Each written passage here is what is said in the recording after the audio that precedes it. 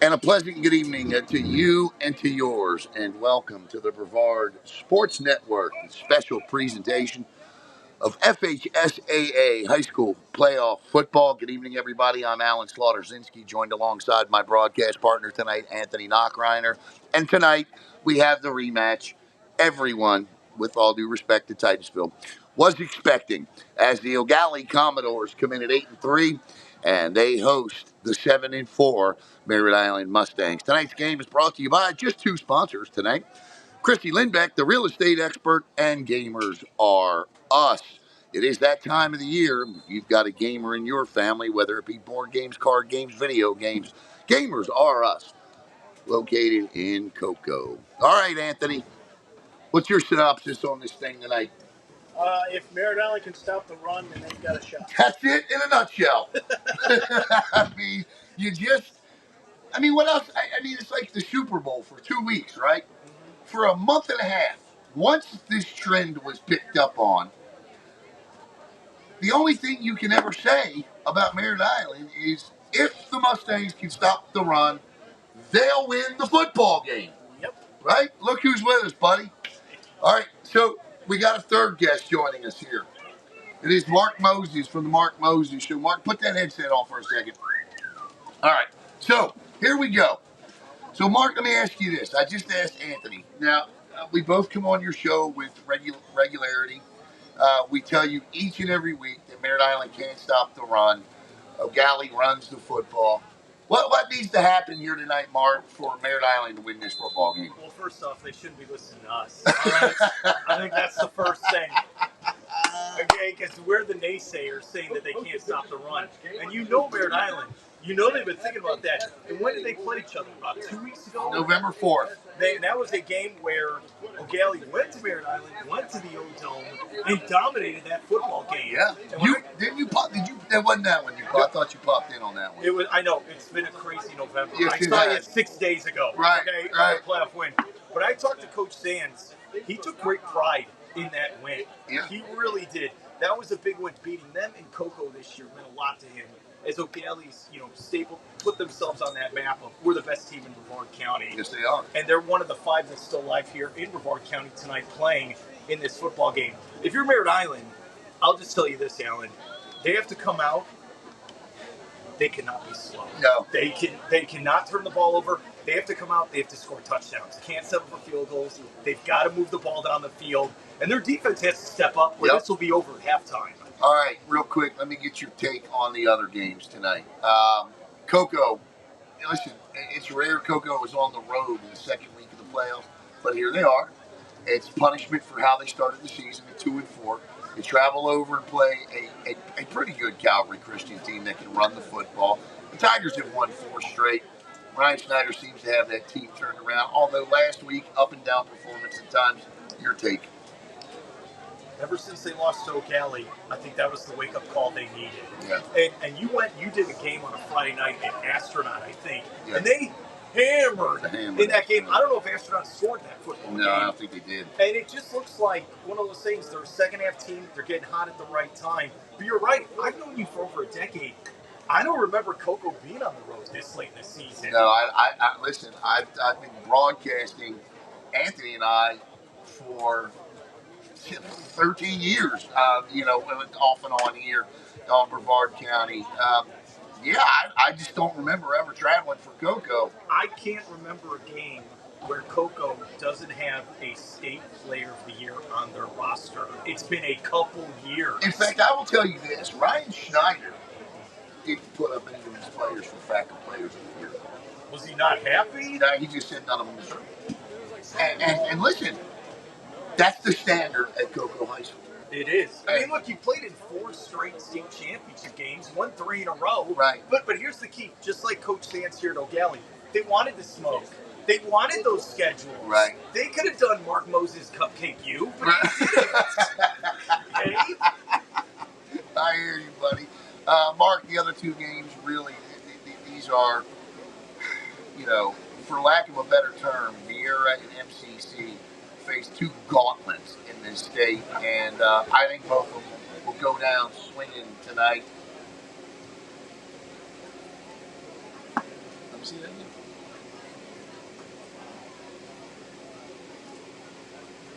Yeah. All right. Let's see here. Should be okay now, I believe. I hope. Anyway. All right. I know they could hear us. So, Okay, all so right. you're talking. Look, Vieira, give them all the credit in the world. They deserve to be at this spot. They won their playoff opener last week at home. That was a great win. Now they're taking on Armwood, who's undefeated. And if you're A state power. yeah, and Melbourne, Jeff Panucci had a great first season. I know that's Anthony's team. He's an alumni, but I don't think they scored last week. They did not. Armwood laid the smackdown. Vieira, hey, we're going to be rooting for the Hawks, but I just see Armwood winning that game tonight. They were just they were missing Knock and up front on that line. Yeah, sure. And the 85 Bears as well. So I'll say this is the one I don't understand, and this is a little controversial. MCC, give them all the credit. Hey, this was their schedule. They were 2-7. They went to the playoffs. They beat the one team they actually can beat to move on. Right. But, dude, how are you 3-7 and you're this late still playing football? Chaos in 1A, my man. Chaos in 1A. We're going to rise here, I believe, for the national anthem here. We'll step aside here on BSN, and we'll be right back.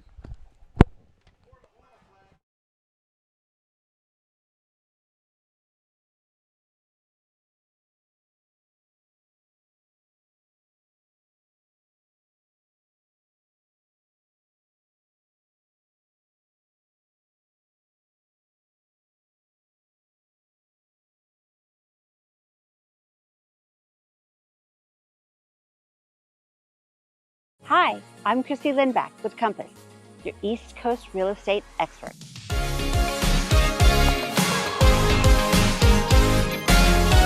When it comes to selling your home, experience and strategy matter. My team and I make sure every detail is handled, so you get top dollar and a stress-free experience. We bring in professional stagers, high-end photographers, and cinematic videographers to showcase your home at its best. Because every showing starts online, and we make sure your home stands out. With consistent communication, strong negotiation skills, and local market expertise, I guide you every step of the way. Because here in Brevard, when it comes to real estate, Chrissy knows. Ready to buy or sell in Brevard? Visit Chrissy Knows, and let's get started.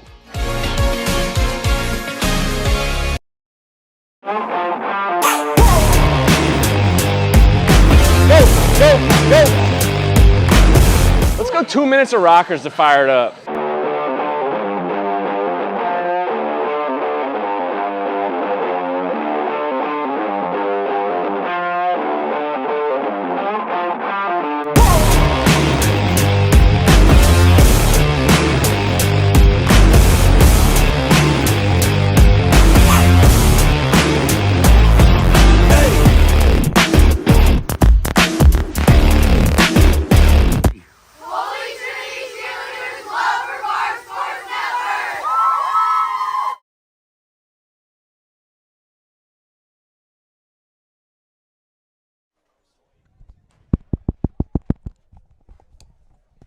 All right, welcome back to Commodore Stadium, and we want to thank the great Mark Moses for dropping by here tonight.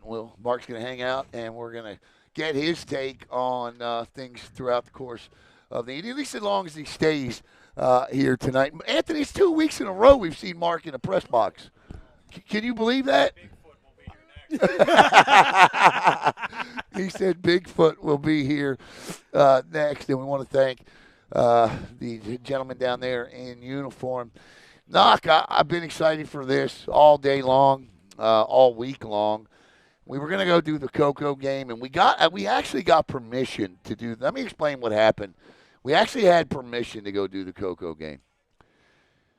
We were told there was a weight limit on the roof, so we couldn't broadcast up there. And you can't ask a coach to move off the roof for us. Although Ryan Schneider would have done it, I guarantee you he would have. Because, Coach Snyder, we have a great relationship. But they wanted us to broadcast in the middle of the stands. Yeah. And that you can't do, not when the FHSAA charges $500 a game. You can't do that. No. But because you want to deliver at least a product that's worthy of the price of admission, right? Yeah. So we try to do that anyway. Hopefully the sound is still good. And we got you on YouTube and Facebook tonight, which is a rarity. Usually Ron, who does a terrific job, Rob and Brian are occupying Facebook with either Vieira or Melbourne. And so tonight we got them both, Knock. Yeah. What are your keys early here tonight for Merritt Island? I think they have to score touchdowns, kind of like what Mark alluded to there. And then I think at the same time, too, they've got to force some turnovers of their own. The Merritt Island defense, while they give up 300 yards a game rushing, they have been able to get the ball. They have been able to take the ball away from opposing offenses. If they can do 2 or 3 fumbles tonight, I think they've got a chance defensively to really do some nice things. No, I agree. And I like I said, I think the key tonight is one of the X factors. Got to be shut down. They both can't go off tonight. If they both go off, it's either Eau Gallie is hosting Eastside. Well, which one's easier do you think to shut down? I think you got to shut down Larice. I think you got to make him your target tonight. And look, if Corbin beats you for 200 yards, it's not 300 or 400. Well, do you try to all-out run blitz them to just try to stop them?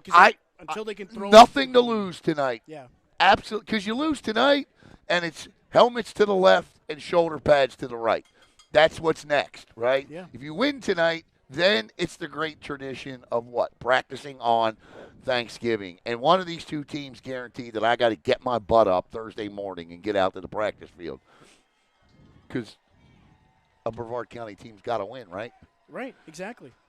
One team's got to win tonight, and like I said, what I'm hoping for is that we just have a fantastic game, because that would, that's what we all want as broadcasters and hope for, is just to have great games and epic moments and classics and all those types of things. And, when you got a quarterback like Kevin Verpail and a quarterback like Xavier Larice, you want to see them duel out. Yeah. That means defensive coordinators are stressed out, which isn't good for them, but it's good for us. There's your captains there, Knock. You got the roster over there, 51, 9, 0, and 11. Well, I know 11 is Xavier. I know 0 is TJ Monroe. 9 is Caden Jaquez. Is 51 Melidor? No, 51, that would be Tyshawn Lang. Well, see, now, that's how much we cover Eau Gallie. I knew 3 of the 4 guys without even looking at their. Put it there, brother. Yeah, absolutely. I was going to say, we get to know I could almost be Cody Queen. Cody in the house tonight, my brother, man, on the PA, sitting over there with him tonight. Double D, Daryl Durand. And we are ready to go. And for Merritt Island, it's 5, 80, 17, and 15. I believe that's Ethan Holt, Kevin Verbail. Not sure who 80 or 5 is. 5 is Devontae Peterson, and 80 is Gavin Tronte. Okay. No, I don't think that's 80. I think that's 60. I think 60? That's Alex Schaefer. Okay, Alex Schaefer out there. And that's the other key tonight for Merritt Island is that offensive line. They're big. They got a lot of pancakes this season. And they're going up, Ogallie's offensive line is young in spots, but very good. Yeah, you talked about their freshman guard, Jazir Payne, as well. You got a couple other guys that you got to worry about. For this defensive line for Merritt Island, they have to get penetration. They haven't done that. There's not a whole lot of tackles for loss for these guys up front, but they've got to try and get that this evening. Ogallie's offensive line consists of Jaden Jordan, Jazir Payne, Tyshawn Lang, Josh Thomas, and Savion Johnson, if I'm correct, Knock, if I got mine. And yep. So Merritt Island's going to take the opening kickoff here. And they didn't defer, huh? I would have deferred. I don't know why if you don't win the toss, you don't defer. I'd rather take the ball in the second half. Well, here's why. I agree with you, but I think Merritt Island wants to get out there and try to score first. I think they want to set the tone. And I understand that based on what happened the last time. Now, you could counter with, which is what I'm sure what you're going to do, is counter with saying, well, look what happened on that 14-point swing, right? Yeah. But I don't think it's for Pale's intention to throw a 95 pick six before halftime. No, that's true, and that's just an unfortunate bad luck because that ball got batted up so high that it got to hang up and allowed Gabriel Player to go underneath it and take it the rest of the way. But, again, Merritt Island, they've done some nice things in the kick return game. They got some guys that could definitely make some plays, Devontae Peterson being one of them. Just get good field position, and I think Merritt Island's got to run the football. They got to stay dedicated to it, whether it's Kevin Verpail running it or Alex Hernandez. I was thinking about how come I've never set the broadcast up like this before, because this is perfect tonight. Yeah. I mean, this is absolutely perfect here tonight. So my question for you is, do you remember way back in our Friday night locker room days, didn't you and my ex-wife do a broadcast from here one night? Yeah. Yeah, I But thought see, we did. but it was different because we were sitting over there. Yeah, we're sitting over We were there. sitting on the Right, benches. exactly. As Ogalli takes the field. I thought the three of us, she worked the camera, me and you did the broadcast, Yep. right? Yep, I Yep. remember. Man, I tell you what, it's a fun evening tonight. The Cannon Sound, playoff football, nothing beats it. No, it doesn't. No, it doesn't. It's going to be, no doubt, Kamar Fielder and Deshaun Thomas will be back deep. Fielder, an outstanding returner. The kicking game, in terms of the edge, Galli's got a good kicker, but the best kicker in Brevard County is Liam Miller, hands down. He's 42 for 42 on extra points this year, knock. I think he's 9 of 12 with a long of 45. That edge clearly belongs to the Mustangs. It does, and then sticking with special teams, the punting game should be a fun one too because you got two great punters here tonight. That's exactly right. So we'll see the swing of the leg, a little bit of a pooch kick here as Merritt Island will grab it, and they will get to about the 35, good field position, maybe the 36. 1st and 10 for the Mustangs. Here we go, Knock. I mean, I got butterflies for these kids tonight, these student athletes tonight, as Caden Jaquez takes the field and leads his team out. He leads this team in tackles. He's got great feet, quick steps, 112 tackles this year for the Commodores. And Coach Hall and Coach Ramus, the co-defensive coordinators for Eau Gallie. Replacing 10 starters, and all these guys are fast. Again, watching the film from the other game, Ogalli, when they blitz, they definitely hit home. As we see 1st down and 10 from the Mustang 39. Man in motion is going to be Keith Hamilton. And Verpea will keep it this time. Good gain of about 6 yards as he takes it to the 46. Listen, Kevin Verpale tonight is going to need to rush for at least 75 yards if the Merritt Island Mustangs are going to have a W next to their name. That's a terrific start. Great pull on the RPO. We'll see 2nd down and about 3. Ball will sit actually on the 47. 2nd down and 3 here. Man in motion is Hernandez. He'll take it on the jet sweep. No, Verpale will keep it on the RPO. And Great. Nice run by Verpale. You know what Vince Lombardi used to say, right? Run it till they stop it. And that was the same play, except you hit the square button that time, flipping the field. And nice job by Kevin to read that. Verpale this season with 361 yards rushing, 3 touchdowns. So definitely agile on the legs, especially for the pit commit as Hernandez now goes out. Offsides. And we talked about it. Ogalli's had some issues with penalties this year. If Merritt Island can force them to make some mistakes, that's going to be huge tonight to give them some short fields.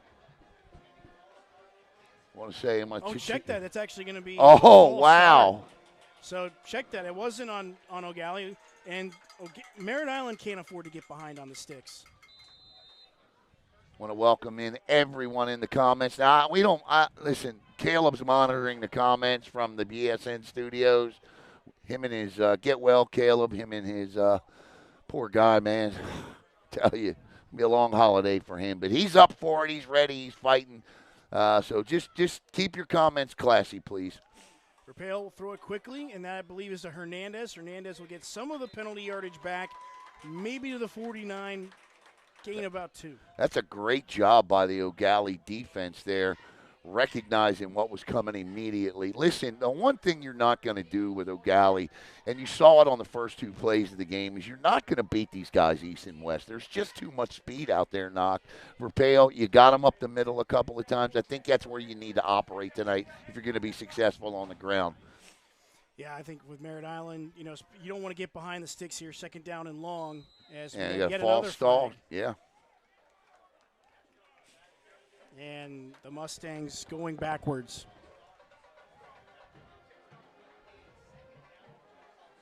Yes, they are. Man, on my camera lens, it looks so dark and dank, but I look at the screen and I'm like, it's like they brought in light towers. Well, I did see some extra lights over in the back. Yeah, I'm like worried. I'm like, people are going to kill us for this picture, but then I look at the screen and I'm like, oh, don't look bad. So 2nd down and about 18 now for the Mustangs and Kevin Verpale. This is what they can ill afford to do tonight. Well, again, because now Gallie can just pin their ears back, and we'll see. I believe Great that stop. was Keith Hamilton Yeah, it was Keith Hamilton who gains a couple of yards, but again, that brings up 3rd down and long. Yeah, this is not a situation where you're happy with the first 2 plays and you look forward to something you're able to use later in the game. This is where Ogalli makes teams play. This is how they drag you down in the mud, Knock, and get them playing their game. Yeah, no, absolutely. And once again, we'll see a man in motion. Don't you find it interesting? We've only seen one pass. This is the second one. And Verpail looking deep. He's got Hamilton, but he's too far out in front. It'll be incomplete, and we will have a punt. He had him, Knock. He did. He had him. He had him. Verpail just nerves a little bit here. You see that a lot, and you see that all the way up to the NFL level. Nerves at this juncture of the season, but he was open, and I've seen Verpail drop that pass in there before. We'll look at 9:04 to go here in the first quarter. No score.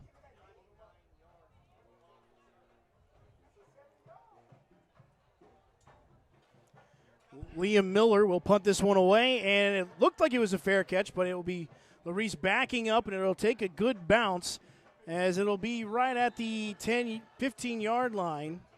And, again, a nice punt from Liam Miller. Miller with 3 inside the 20. That's his 4th of the season. Now, here we go, guys. We're going to get our first look at this Ogalli offense who, I mean, has just been pouring it on lately, Knock. Nearly 400 yards of offense per game, and you look at their total all-purpose yards per game, and it's over 400. Absolutely ridiculous what they're doing without a prototypical drop-back passing quarterback. Well, when both the quarterback and the running back averaging north of 9 yards per carry, that's pretty impressive, as Corbin will get the first carry of the game. He'll get up the sideline across the 30, and he'll be down at about the 34-yard line. Yeah. And not a good start for the Merritt Island Mustangs defense. And you had him. You had him right there. You got to make that one-on-one tackle. And they had the opportunity to do that there, and they just missed the tackle. Those are just and people are going to say this guy sounds like an Ogalli. No, you got to make that tackle.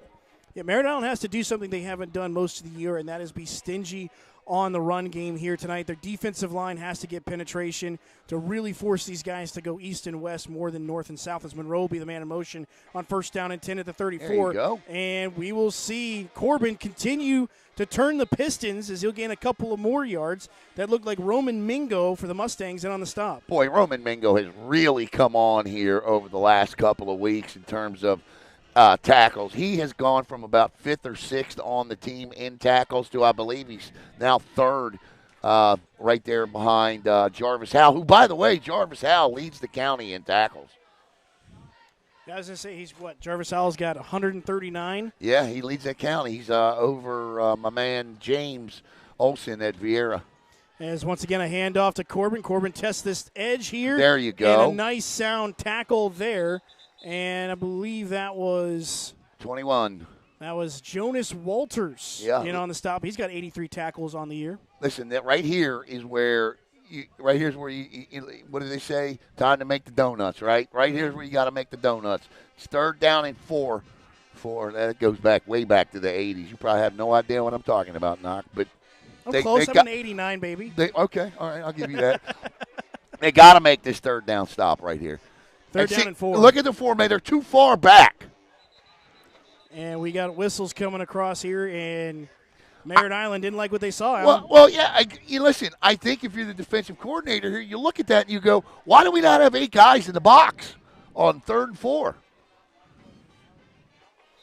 On this one, I'd almost just sell out on the run here. I think you have to. And look at me. Listen, this is critical right here, Knock. Critical. And Merritt Island has to get stops and take advantage of it again.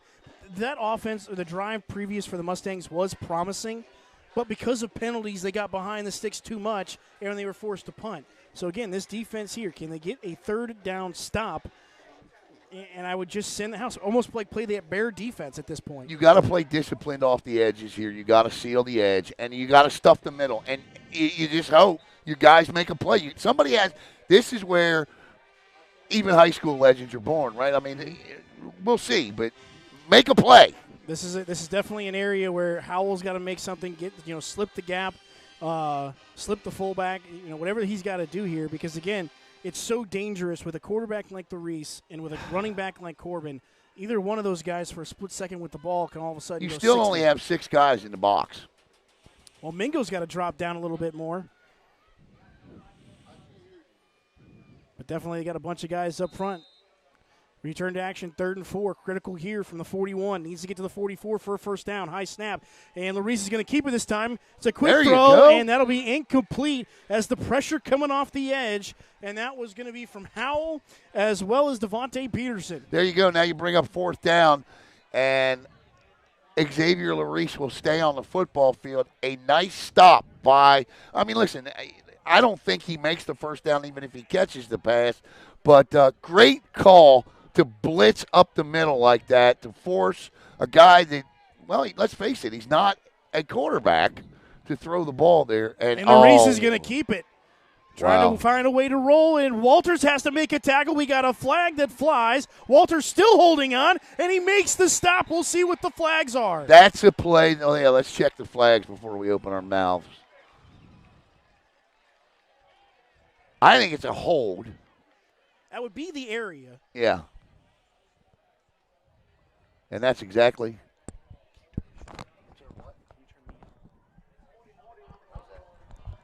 You good? Yep. Okay. There we go. I think my arm turned you down. You sure you're okay? Yep. Okay. Yep. Okay, yeah. I think So it'll be first down and 10. Penalties on Ogalli. Merritt will decline it with great field position at the 40 of the Ogalli Commodores. And, again, great job by Jonas Walters holding on to Xavier Larice. I think we got knocked now, turned up. I don't understand why Larice didn't just kick that ball. I don't think that's an actual fake. I just think that's something he tried to do on his own. Then handoff goes to Thomas, and Thomas will gain a couple of yards, maybe back to the line of scrimmage. I don't like to call on first down. I think you have got maybe right there. You've run the ball a lot. You took that shot down the field. Maybe a little play action here on first down, Doc. I think. Yeah, right now you're seeing Adams in the backfield right now. We have not seen Hernandez with a carry just yet. It's all been Verpail in terms of positive yardage as we get second down and 10. Keep your eye on the interior slot here. That being Robinson, Dontarius Robinson, the leading receiver, as Adams goes out into the flare route, gets the catch. He's going to turn it upfield, and he will be inside the 40 or inside the 35, down to about the 31. Nice gain of about 9 yards, and it'll be third down and about 1. Ball is on the 30. That's a 47-yard field goal right where it sits. They are in Liam Miller territory. Liam Miller perfect on point after touchdowns with 42 of 42, 9 of 12. He missed one last week, but Titusville was offsides. So don't count. Yeah. Third down and a long one here for the Mustangs. Verpail looking to the sideline for the play call. This is 4 down territory. I think you go for this. I don't think you try a field goal here. Under 6 minutes to play here in the first quarter. Verpail is going to keep it. He tests the edge, turns it upfield, and he will have the first down yardage and more. Nice job. Patience. Patience is what it's going to take. Steal possessions. Look, and I get what Coach Murray and the entire staff is trying to do here. You're trying to keep that Ogalli offense off the field and steal some possessions by running the ball. Ultimately, though, you are going to have to play your game to put points on the board. Well, as long as you keep Xavier Larice playing on the defensive side of the football in Yes. his natural position, which is safety, what he's probably going to go play at Oregon, I think it's all good things. But you're right. I think Merritt Island's going to have to try and test the seams, to try and test the interior of that defense, challenge their zones. It's going to be interesting to see whether Kevin Verpail can do that tonight. But so far, running the football-wise, just doing the quarterback run game, it's led to a couple of first downs and extending these drives. Mr. Estes, can you hear him now? Because I don't want to be the only one you hear, believe me. Trust me, I'll switch headsets with you.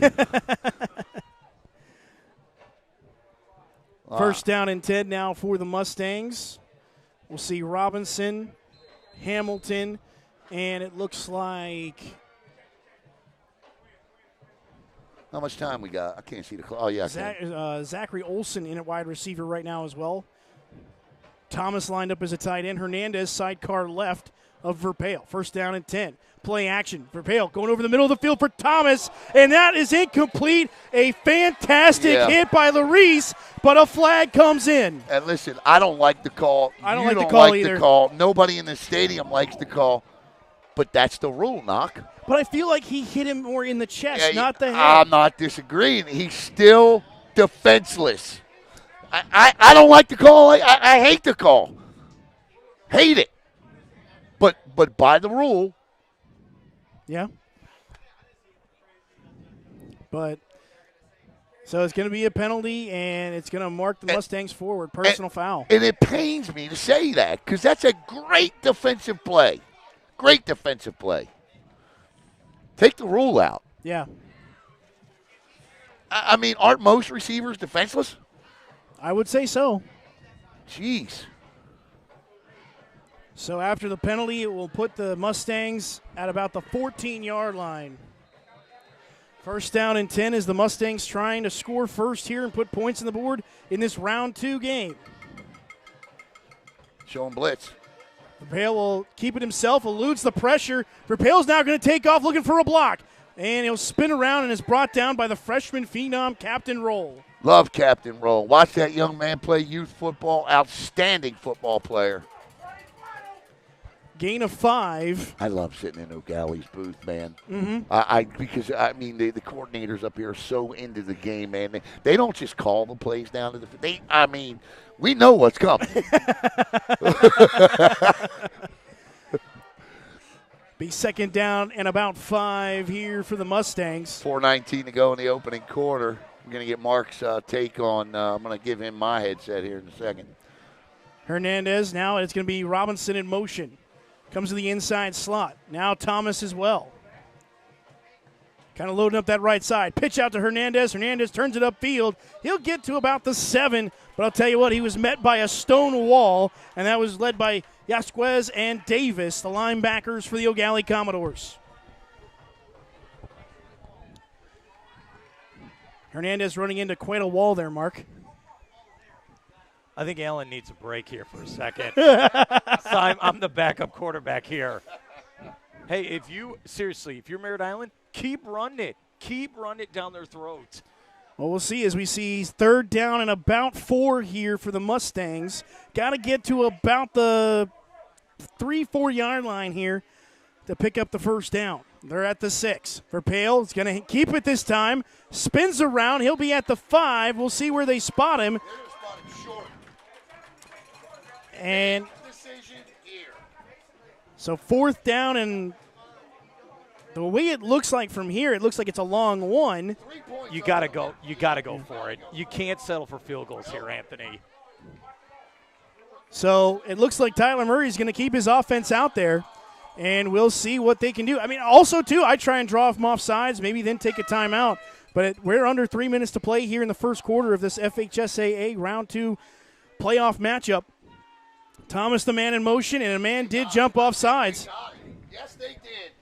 That is the second penalty on this drive by Ogalli. This is not good for the Commodores right here. Well, that one's frustrating because that one's just being disciplined in your keys and watching the football before going. And now you give the Mustangs first down and goal. Now you got 4 downs to get in the end zone. And you have plenty of time here, Anthony. Do whatever you want in the playbook. You've been waiting 2 weeks to get your revenge on Ogalli. Let's see what they come off on this on first down. Well, I was about to say, looking at that matchup last week, Merritt Island doing what they did to Titusville, made some adjustments. A lot of undisciplined play, though, by Titusville. Yeah, fair enough. As we'll see Verpail take it up the middle, and he will score. We're no signal yet. Yes, we got one. Far sideline, and Verpail takes it in for a Mustang touchdown. What a drive. What a drive. You got to give them all the credit in the world. You know where this started? When they were on defense, third down and short, midfield, they called timeout and said, we got to make sure we have the right formation out there. Stopped them on third and fourth down, got the ball back, went right down the field. Now, did it help with that pass interference call to get him the first down? It did. This is a big drive, big touchdown by Merritt Island. Very much so, as we'll see Liam Miller attempt the extra point. Kick is on the way, and no good. First miss of the year. And I feel like there was some pressure on the interior, kind of maybe rushed that kick, but it is 6-0, and points are going to be a premium tonight. Oh, my goodness. I mean, is it snowing? I see snowflakes. Liam Miller missed an extra point. He was 42 for 42. Like I said, I think you got to give the Eau Gallie Commodores field goal block unit some credit there because there was some pressure coming inside, and I think Miller had to rush that kick. Yeah, but wow. Okay. That's what Eau Gallie does to you, though, right? I mean, that's what they do, right? I mean, it's little things like that. Now, they just shot themselves in the foot with a little thing by jumping off sides on 3rd and 1, but, yeah, keep that one in mind right there. Larice and Corbin, Larice averages about 22 yards per kick return. Corbin, 38.6 per return this season. I saw X-Man return a kick 101 yards earlier this year against Vera B. Say, Alan, that's not possible. It should be a touchback. No, the officials let him run it out of the end zone. Oh, wow. Yeah, it's crazy. Miller will kick this one away. Decision time here is what will Miller do, and it looks like they'll pooch kick this one. We do got whistles and a flag. They did this 2 times on the game November 4th. And listen, you're not kicking this ball to Xavier Larice or Xavier Corbin back there come you know what or high water, right? Yeah. You're just not. So, I mean, we do a game earlier this season where they punted to him. Who punted to him? That was Titus Phil. Okay. Now, granted, what happened there is that the punt wasn't bad. It was just, unfortunately, Larice was able to slip 2 of the gunners. No, you got to punt that thing. No. I mean, it bounced. It was close enough to him. I talked to Coach Diesel about that, and he was like, nah, man, we need to be way away from him on that one. And this is going to be another pooch kick, and that looked like a fair catch, but not as that was Yusuf Francis who fielded it and will take it across to about the 45. This feels like a forever quarter here. 2:09 to play in the opening quarter. I want to thank the great Mark Moses for jumping on, man. Mark, he was right about that 3rd down. Yeah. That's where that drive really started at, making that adjustment on 3rd down, calling that timeout. You can't give him the ball at midfield, though. Yeah, I know, but you also can't. I mean, to see these guys return, I get it. It's like what pick your poison. What do you want to do here? But I do think you got to pooch it a little further. 1st down and 10 now for the Commodores. Hand off to Corbin. He goes right up the gut. Still on his feet. Spins around, and he's going to go backwards in the wrong direction, and it was Thomas who brings him down. That is something you just don't see. Jarvis Howell in there as well on the stop knock. And I'm going to tell you right now, that's a good sign if you're a Merritt Island fan right there. Well, I'm curious where they're going to mark his progression. It should be, I can tell you what, they are very generous in making it 2nd and 12. Yeah, because I was going to say that was you could have marked it even farther back on that. Yeah, I think you could have. So after a loss of 2 now for the Eau Gallie Commodores, they'll see 2nd down and 12. Trips formation at the top of your screen. And handoff once again, this one to Donovan Richardson. Richardson will be wrapped up by Jonas Walters as he still continues to turn the Pistons. Finally, Howell brings him down. Donovan Richardson was tough for them last time out. Yeah, and there's a flag down, too. I don't know if somebody may have grabbed a face mask there or something, but Donovan Richardson picked up nearly 80 yards on the ground and back on that November 4th. And it was him that set the tone early for Eau Gallie's rushing attack. Yeah, I'm going to be curious to see how Coach Chris Sands wants to use him tonight because, like you said, that was Richardson's best game all year. Yep. 12 carries, 79 yards, 2 touchdowns. Do you do that to the Mustangs again tonight? If he keeps running the ball like that, you do. Let's see what this call is, though. Personal foul, face mask. That's 15 yards. That's what they were deciding. Was it the 5 or the 15? It's the 15, and that will be an automatic 1st down as the ball crosses the midfield stripe.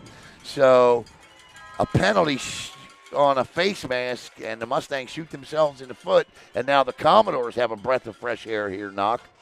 As I have to say, the Commodores like this, pick up a 1st down on penalty, and now you're into Mustang territory, 4-down territory for them.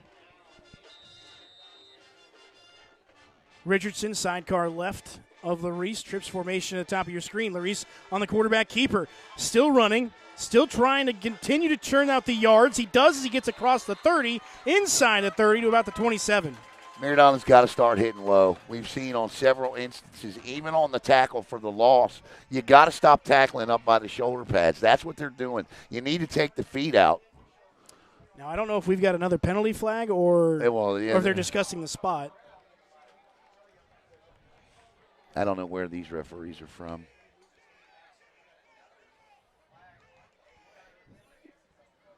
So I think this is going against. Ooh. Horse collar. Yeah. So they call that's 15 more knock. That's 30 yards in the last 2 plays for Eau Gallie. And the Eau Gallie Commodores don't need any help in that department. They sure moving don't. The field. And now they're inside the Chrissy Lindbeck real estate expert red zone here, knock. And they got the ball on the 14-yard line. And here comes Eau Gallie. If I'm the Eau Gallie Commodores, I just go ahead and continue to hand this ball off to Richardson. Let him just bury the load into the end zone here for the Eau Gallie Commodores. Larice will keep it this time. He'll test the edge, and he will still stay on his feet as he gets into the end zone. That works pretty good, too. Yeah, that works, too. That's why I'm in the booth. I'm not on the sidelines. And the cannons fire. Penalty flag, too. Yeah, that's going to be excessive celebration. That's Eau Gallie does that on every touchdown. Unbelievable. 30 yards in penalties, and they had them knocked. They had them 2nd and 12 just 4 plays ago. Very much so. And, again, just penalty. You don't need to help the Commodores out. No. Here, Knock, get behind me here. Mark, get in there. There you go.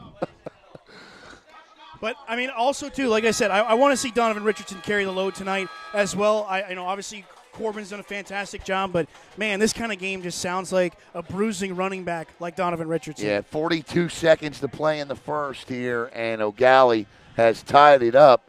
The extra point here would take the lead.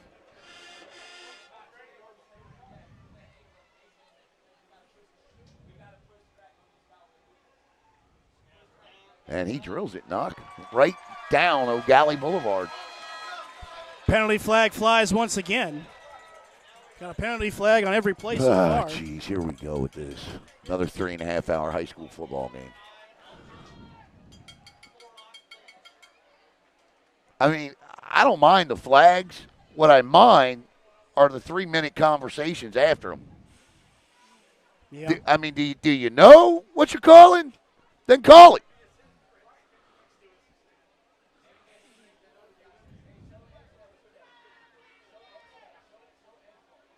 It doesn't take a conversation with the entire crew to call a penalty on an extra point. Yeah, we'll have to see.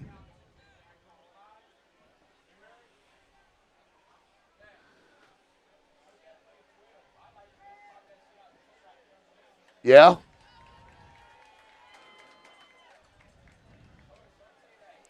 So, personal foul on Eau Gallie. Yeah, I'm sure they celebrated the extra point too much. I guess. I don't know.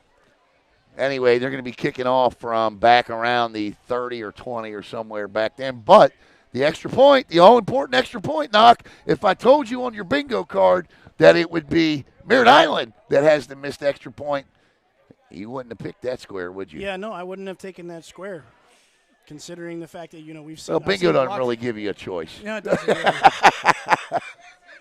That's my fault on the game pick. So right now, Peterson back deep for the Mustangs. We'll see the Commodores swing the leg here from their own 25. And this will be a squib kick, and this will be returnable for Hernandez. Hernandez looking for some blocks, and he'll get it to about the 40. Good field position for this Mustangs offense. Here's what I don't understand. I know Kamar Fielder is an outstanding returner, but that's a lot of respect. He's not even kicking off a tee for one. He's just kicking that ball off the ground. That ball's laying sideways, and he's just spinning it. And now Merritt Island starts with the football, Knock, on the Eau Gallie 40. Yeah. And if you're the Mustangs, you'll take this field position all night long. Kick the football down the field, man. Go make a play. So we'll see Kevin Verpail and the Mustangs offense come back out. Thomas as well as Sarver. There's still 33 seconds to play in this quarter. Keith Hamilton as well. Hamilton, the receiver to the bottom of your screen. Gallie backing out of a single high look. Verpail will keep it this time. Eludes one defender, still on his feet, and he'll gain a couple yards there as the Commodore defense stops with a short run. I think you put yourself in, anytime you give Merritt Island the ball at the 40-yard line, it's 4-down territory. Yeah. I mean, it just is. Yeah, no, I agree.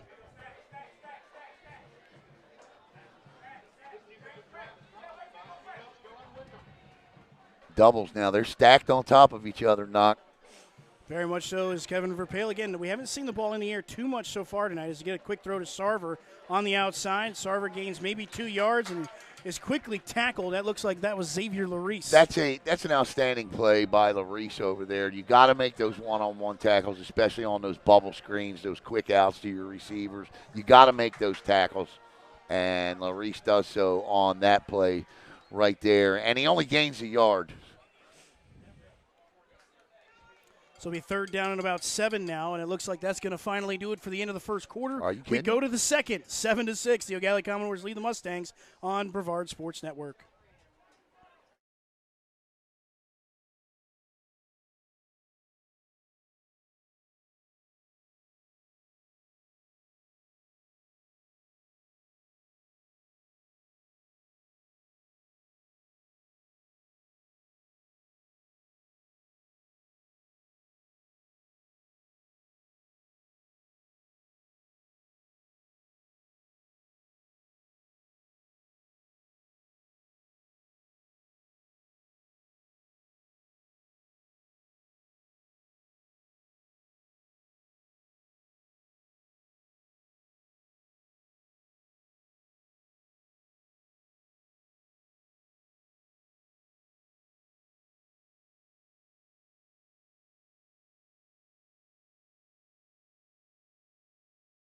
One.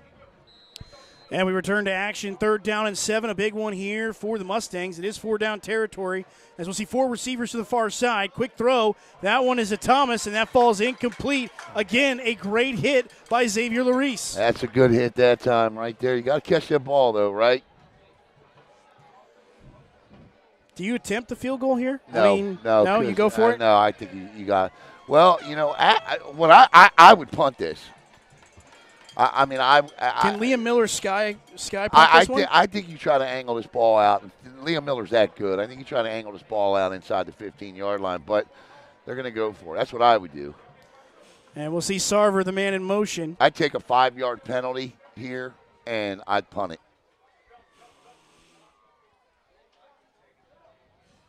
Verpail looking to the sideline for the offensive play call, and we got a penalty flag that flies. And it'll be a false start on the Mustangs. Yeah, that's the plan right there. Somebody just moved, got up early, but they were going to take a delay of game penalty for sure on that. So now Liam Miller comes on, and now he's got 5 more yards to work with to try to angle this punt. I like this. I think you try to flip the field a little bit here. I don't think you got far enough for 4-down territory.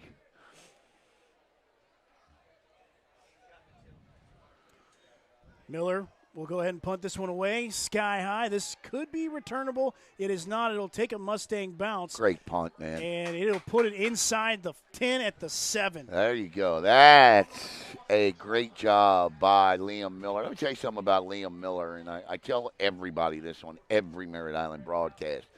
Kid's an athlete, man. Great soccer player, one of the best in Brevard County. And, oh, by the way, he's a catcher for the Mustangs baseball team last year. Batted .486. And I'm not just talking about 10 plate appearances either. Kid can just flat out, he's just an athlete. My favorite part, too, is that we get to springtime, man. There's so many good baseball teams on this county. Doing some baseball this year with me? Yeah, I want to try. Yeah. have to brushing up my my baseball book. That's all right. Throw some dust off of it. First down and 10 here. Handoff goes to, I believe that's Richardson as he gets to the edge. Check that's Corbin. And a good job again by the Mustangs defense. Walters along with William Boett in on the stop. I just can't believe, man, that I've never set up like this here before. It's probably because I never got here this early before. No, this is a possibility. Yeah. But you're not like me, though. I love getting here like 3 hours I mean, before. you're here as they're putting the chalk on the field. Hey, it's an art form to put chalk on the field. I know it is, bro. I know it is. Second down and 6 now for the Eau Gallie Commodores. Ball sitting on about the 11-yard line. Pitch out. That's to Corbin once again. Flag flies. Corbin now to the sideline. Corbin could go all the way. One man to beat. Cross midfield, and he'll be brought down at the 40. But we got a flag all the way back at the 5. And that is in the area of a hold, and that's what has been signaled, and it's coming back. And there it is, Knock. I thought they had him stopped. Initially, yeah. And then he took off running. And so, this time of the year, man, you start wasting plays like that. That's been the killer, and that's been a killer for a both lot of these teams. Yeah, but it's been kind of a thing all season. It's been penalties that have killed Well, let me drives. tell you something. I've got a theory on that, and I'm not going to get into it here on this broadcast. But I've talked to the powers that be about it as well. I've had conversations all year about it because I think it needs to be fixed. And I ain't getting into it tonight, but there are some issues that need to be addressed when it comes to the penalty flags. And those conversations I had, they weren't with head coaches. Ball spotted back at the 3-yard line. It's second down and about 14 now for the Commodores as they move a lot of men in motion. Tay Johnson comes over to the bottom of your screen. Trips formation to the top. Larice going to keep it this time. Eludes one tackler. Turns it upfield. And he gets across the 15 to about the 17-yard line. And Xavier Larice will have more than enough for yet another Eau Gallie Commodore first down. You just can't have that happen if you're the Mustangs defense. No, you had them second and 14, Knock. And you just, it takes one play to pick it all back up again. You're not going to bring down Larice or Corbin with your arms. No. You got to put the body on the lower legs of these guys. It's got to be technique. You got to wrap up. This is where Eau Gallie starts wearing you down. Right here. This is the kind of drive Eau Gallie lives for. First down and 10 from the 18-yard line. Corbin, it looks like, to the sidecar left of Larice. No, that's Richardson. And that pass is incomplete. He had to alter that throw at the last minute because that could have been easily picked off there by the diving DB, and I didn't see who it was. I think that was Holt. Yeah, that was Ethan Holt. Who had an interception last week against Titusville, nearly picked that one off. It's a good thing he threw that ball the way he did. Because otherwise that's going 12 to 17 yards. Here comes Donovan Richardson in, so it'll be interesting to see how the Commodores use him on this 2nd and 10 Knock. There is 9:53 to play in the half. Second down and 10 here for the Eau Gallie Commodores. Again, a kind of heavy formation. Receivers tight as well. Looks like Tay Johnson and maybe TJ Monroe here at the bottom of your screen. Larice will keep it this time as he goes upfield. Thomas and a host of Mustangs to lead the way, and maybe a half-yard gain. Third down and 10 now. 9:40 to go. Coming up at halftime, absolutely nothing. We'll be taking a break. Well, Alan, you've seen Merritt Island. You saw him last week against Titusville. You saw him 2 weeks ago against this Commodore team. Defensively so far, have you seen anything that shows you some improvement, or is it still the same Mustang team? No. You are definitely – it is somebody has started to pound into their heads that you've got a gang tackle. They don't do it on every play, but that somebody's got to hold on and the rest of the defense needs to come in. The Mustangs have not had a problem making initial contact at the line of scrimmage this season. It's finishing the tackle. For the Commodores, they've got to get to the 29-yard line for a first down. See trips to the top of your screen. Tay Johnson, the receiver, at the bottom, and we've got a flag. Delay a game. I don't know if I like that, this deep into your own end. Yeah, I don't dig that at all. Look, check it out. Here comes the fog, the Ogalli fog. See it? Yeah. Look at that, huh? Reminds you of the old days of Soldier Field. I know Mark Moses knows a little something about that. As the fog rolls in off the river. Remember the Eagles? You don't remember that. You remember the Eagles and the Bears? He wasn't born. I don't think he was born. It wasn't even a thought. No.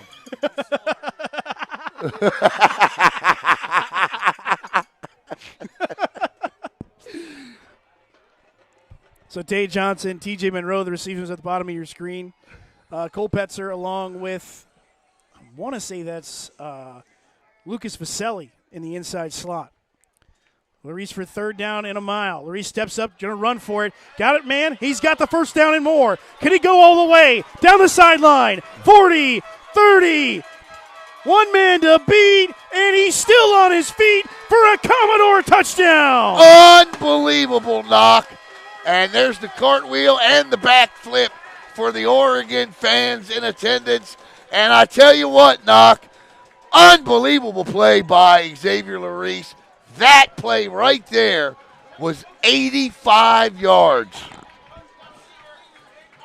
I mean, Xavier Larice, again, what can you say about this kid that you haven't said about him already? Again, it looks like the Mustangs are going to be able to get them get field position, flip the field, and all of a sudden Xavier Larice houses it for 85. Yeah, and now the pending extra point, which can make this an 8-point game. Look, this is the first time that since we launched Brevard Sports Network back in 2019, 2020, Something like that, 2020. yeah, that we've actually had an award sewn up.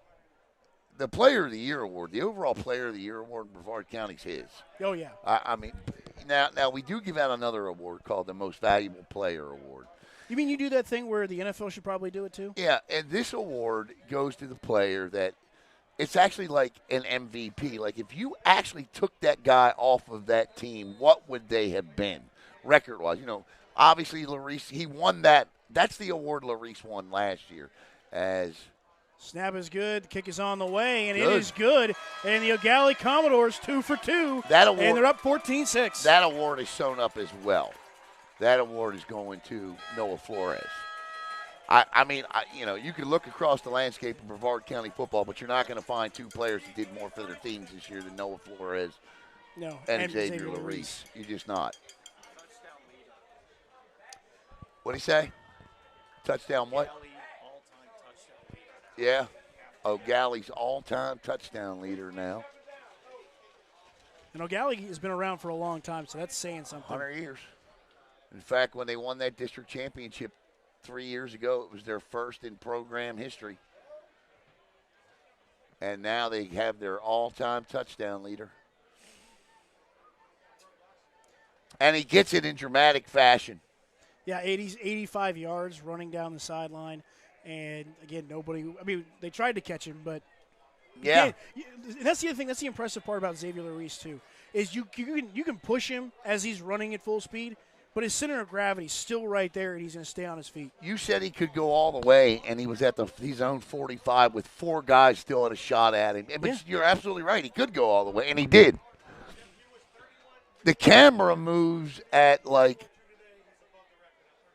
33? Okay. So he's got 33 all-time touchdowns here at Ogalli. The record was 32. Thank you to Cody Queen for that one. Sarver was the one that returned it. This has got to be a big drive here. I mean, it just does. They have to answer here. 8:35 to go in the second quarter, and I agree with you, Alan, because right now – the Ogalli Commodores, if you're Merritt Island, you like the fact that they were back that far, but they housed it, and now you got to put points on the board. It's pressure on them because you had a short field last time. They already have probably about 160, 170 rushing yards on the table. Yeah. Now, I know they got the big 85-yard gain too, but you got to figure this out. Yeah. Well, and with Merritt Island, they got to put points on the board, give their defense a break. Now you start throwing the ball. You got to start throwing the ball a little bit here. Raphael keep it this time as he'll lower the shoulder. Corbin, along with a few others, leading the charge. Yeah, see, the momentum is completely swung, Knock. Yeah. Davis in on the stop as well. Gain of about 3 to about the 43-yard line. Yeah, momentum is completely swung right now, and I get it. Merritt Island wants to steal a possession, chew up the clock, 8:10 to go in the first half. But what Merritt Island does best is Kevin Verpale running all over the field making plays.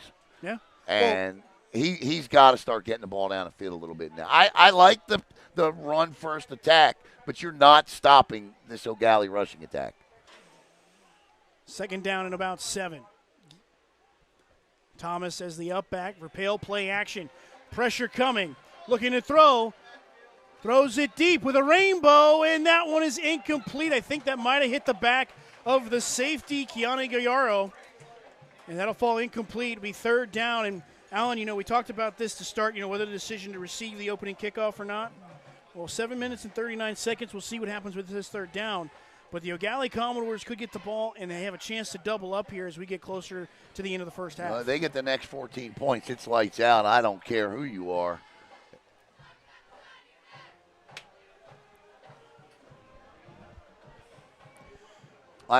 That's Verpale. That's what he does. You got a penalty. What did we get? I didn't catch it. I didn't catch the call. But it's another – it's a 15-yarder. Yeah, not sure what that was. But either way, first down and 10 for the Merritt Island Mustangs after the penalty. Yeah. See what they do here on first down.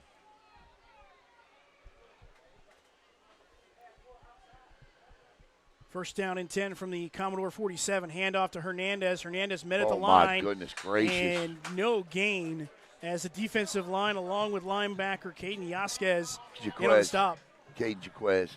Yeah, he is. I'm going to tell you something. He is their leading tackler this year. He is just a junior. Chris Sands is getting this kid back next year. And guess what he can do, too? He's a heck of a baseball player. I was about to say that because I thought I remember him playing pretty good baseball. He's a heck of a baseball player. So Great linebacker. Eau Gallie's got a pretty good baseball team coming up this year? Bobby Collins is just the best, man. I love Coach Collins. Listen, Jason Arnold, pretty good coach, too, for Merritt Island. You got a great baseball rivalry here, too. Merritt Island, quick throw. That one is caught. Whether he wanted it or not. That's a ridiculous call. Absolutely ludicrous flag by this near side official. And I'm going to tell you right now, if they call this a personal foul penalty, that's ridiculous. Ridiculous.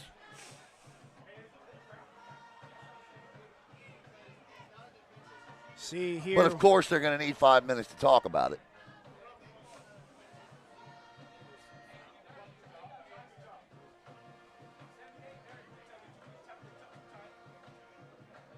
Yeah, that's terrible. Oh! I didn't see that one. I thought they were calling it on the hit against – I don't know what that personal foul would be. But nobody from Merritt Island seems to be arguing, so a legit call. But I thought he was going to call personal foul on the tackle. Right. So I don't back to the 43. I don't know what happened. I didn't see it. 6:47 to go here in the second quarter. Now it's second and a mile for a first, third and a mile. Third, yeah, I was going to say because that play counts, and it was an after whistle penalty.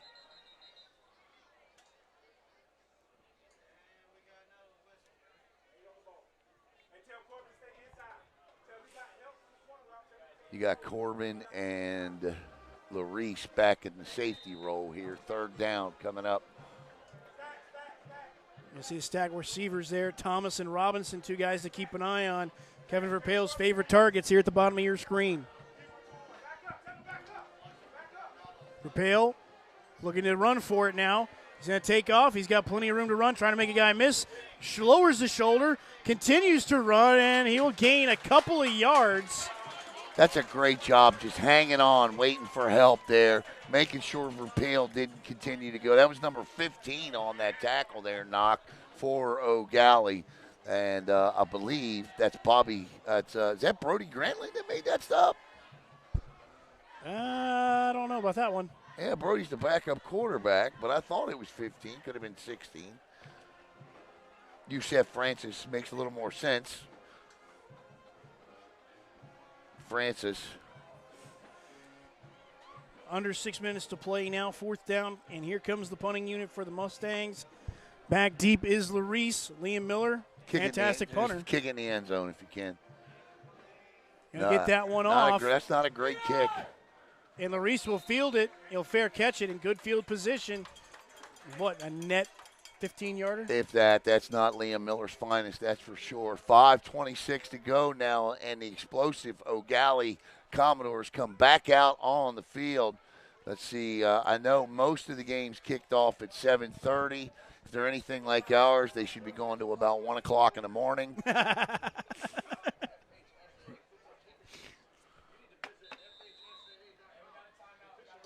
Want to thank the Florida High School Athletic Association. They do an absolutely terrific job. I cannot thank Doris Mahoney. I cannot thank Miss Kenya, all of them up there for the terrific job that they do in allowing Brevard Sports Network to be able to live stream these FHSAA State Series events. So thank you. They ain't cheap either, by the way. They're not cheap. No, not at all. If you'd like to sponsor next week's game, please reach out. By the way, just a bit of news. Yeah. If Ogalli wins this game, or Merritt, whoever wins this game, and they have to go play Bishop Moore, I will be on the call on the NFHS network next week. Nice. Yeah. How about that? Over at Bishop Moore. So at least you get a little bit of hometown feel as one of these two teams would play Bishop Moore. 1st down and 10 for the Commodores here as they try to look to extend their lead. And we got a penalty flag here from the near sideline. That's going to be false start. Yeah.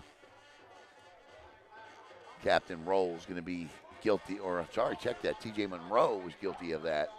Give you some quick score updates. Good friend Paul Howard. Yeah. Calvary 6, Cocoa nothing. That won 6 minutes in the first quarter. Ruh-roh. Carrollwood Day leading MCC 7-0. Okay. And Armwood leads Vieira 7-0 late in the first. Let's go Brevard County. Yeah. Handoff goes to Richardson, and Richardson is swallowed up, leading the charge. That's how you got to do it right there. If you're going to do it, that's it right there. And who was that back there? Was that Holt or Howe?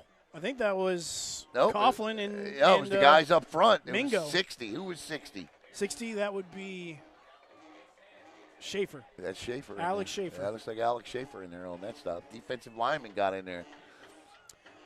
2nd down and a mile. I think the Mustangs' problem on stopping this run is they're not very big up front. They just have to learn to utilize their speed. Under 5 minutes to play here in the second quarter. Gallie Commodores pitch it out to Corbin. Corbin looking for a lane, and he'll gain a couple of yards, but a good job by the Merritt Island defense. Schaefer leading the way. Holt in there as well. We got guess what, Knock? Another flag? I believe we do. No, we don't. Okay. All right. Well, sorry to pull the psych job there. 4:29 to play in the first half. Again, I mean, this is a 3rd down and long situation for Merritt Island. They got to get off the field. He'll give Kevin Verpale on this offense a chance. Yeah. And Xavier Larice is a pretty good punter in his own right. No doubt. I think he's about 35 yards a punt this year, average. Ogalli needs to get to the 45 for a 1st down. Merritt Island showing some blitz. Back out of it. Play action. Larice looking to go deep. Fires one, and that one's going to be incomplete. And a penalty flag. What? And we'll see if this is going to be pass interference. The intended target was Tay Johnson.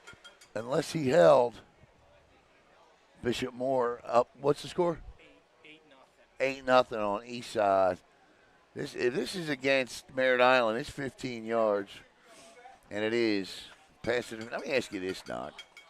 It doesn't come into play in high school ball. It doesn't matter whether the ball is catchable or not. Just the same way as it doesn't matter if the quarterback is in or outside the pocket. But, if Larice doesn't throw that ball in that direction, that's not pass interference. No. So a good play by Larice to get it downfield. The 15 yards, though, does not give them an automatic first down. So 3rd down and 2, a situation that Merritt Island would have liked to have avoided, and now the whole playbook's open for Eau Gallie. Under 4 minutes to play. Larice will keep it this time, and he won't get there. Good stop there by the Commodores defense. They're not coming off the field here. And, there's the over-under. Well, Larice is, and unless they called a timeout, Larice lost his helmet, so he's got to come off for one play. So this is an interesting scenario. The over-under on Larice losing his helmet in every game is usually about 4. 4 times a game it happens. This is the first time tonight, though. Brody Grantland comes in. I think if you're Eau Gallie, you're just going to try and draw him off sides. Turn around and hand it to Donovan Richardson. And if Merritt Island makes the stop, well, they make the stop. But I tell you what I wouldn't do. I wouldn't be back in his pistol shotgun set. Hand off to Richardson. Tries to get there. He's going to get the first down yardage and more. And a nice job by the power back, and the drive will continue. Nice job there just to pick it up. And that's exactly what you do. Again, I don't understand. And I love Coach Trent Guy. I love Coach Chris Sands. But I don't understand why you need 1 yard, but you put your quarterback 6 yards behind the center. Do quarterbacks really know how to do the whole under center thing anymore? I know Brody Grantland does. I know Butch. You know, Butch was a great guy, man. Rest in peace, Butch. But put him up. Yeah, put him under center. First down and 10 for the Commodores. Larice back into the ball game now. Under 3 minutes to play before the end of the first half. Larice, quick throw. That one's batted down, and I believe that was either Mingo or that was Walters with the pass breakup. The great Coach Grantland. God, man. Melbourne Ducks.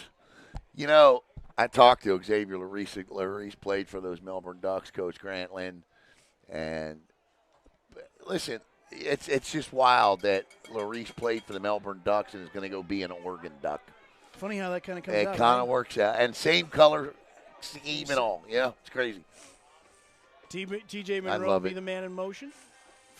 3 receivers top of your screen. Handoff this time to Richardson. Richardson goes right into the back of his offensive line, turns the legs. He'll gain maybe a couple yards. In on the stop there was Miami Coughlin.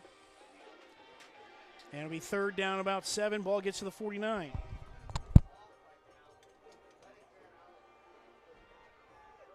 Yeah, right. Could be.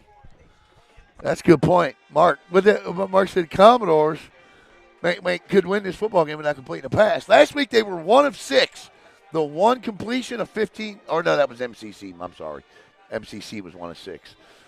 Larice with the keeper this time and eludes a couple of tacklers. Still on his feet. It'll be close.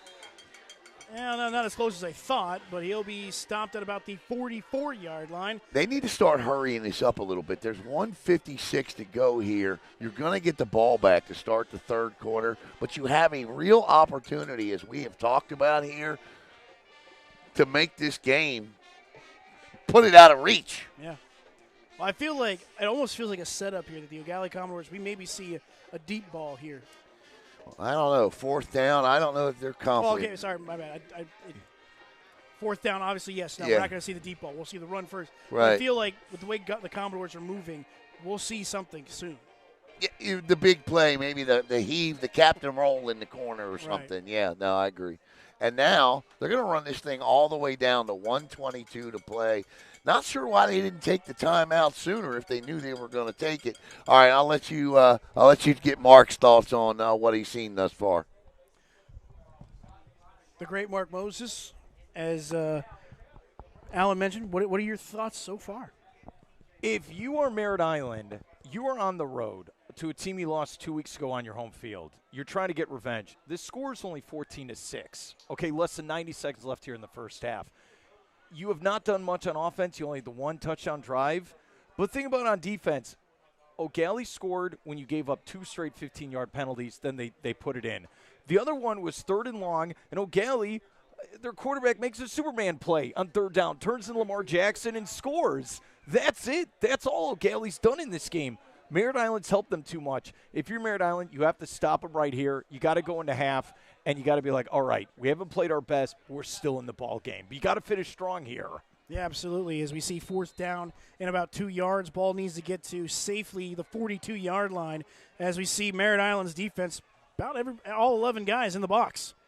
Larice going to reverse field, pressure coming. Coughlin tries to get him, and it's going to be a whole bunch of guys for the Mustangs that bring him down. Larice lost his helmet, and Jarvis Howell was the man leading the charge. That was a great play by Merritt Island. And Ogalli, again, I know they have the lead. They're up 14-6. They should have thrown on that play. They should have shown that they could do it. But you were saying, Alan, this is the bread and butter. Larice in the gun, and he's going to show his legs, and that's what's going on. But that's a nice stop by Merritt Island. And he can't play the first play on defense because he lost his helmet again. That's 2. That's the over-under. Ball sitting on the 48 of the Mustangs. Take a shot here, man. Take a shot. Well, Alan, you know what I saw. Great transition. Yeah. What I saw from when you were calling the game 2 weeks ago, inside slot corner routes were working for the Mustangs. We haven't seen that yet as Verpale's all alone. Pressure coming. Nice little toss over the middle of the field and looking for Thomas. And O'Galli's got that covered up. Yeah, I mean, he had one-on-one coverage on the outside here, and somebody had to run the wrong route. You should never have 2 wide receivers within 4 yards of each other. Clearly you haven't watched Bucks games lately.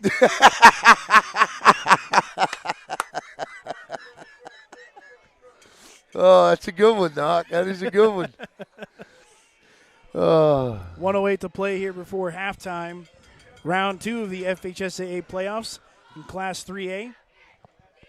Hernandez in the backfield with Verpale. Maybe a halfback screen here. 2nd down and 10. Play action. Verpale's got a bail. Trying to find somebody who's going to take off and run. Has the sideline. Gets knocked out of bounds. Ooh. And will we get a penalty flag? Should have got a penalty flag. Won't get it, but he should have gotten it. Yeah, I was going to say, I'm a little surprised he should have. If that's a Yeah, flag. they do. There they is do? one. Okay. There is one. Let's see if that's the call. I'm like, they throwing on everything else tonight.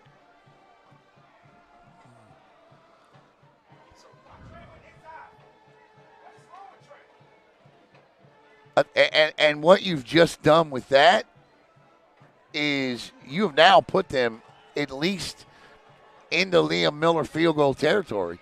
Now, Yeah, absolutely, with 1 minute to play. yeah, Miller hasn't kicked well tonight, but they can certainly make this a 14-9 game. Right now, where that ball sits at the 28-38, it's a 45, 28, 38, 45-yard field goal. Now, he hit that off the turf last week at Merritt Island against Titusville. I don't know if he can hit it off the grass, but another 5-10 yards, and you're certainly there. 1st down and 10 from the Commodore 28-yard line. Verpale just evaluating, scanning all kinds of time, but now he's got a bail. Rolling to his right. Just throws it, and this one's going to be out of bounds. Flag flies at the back there. Yeah, that's going to be a hold on the defense.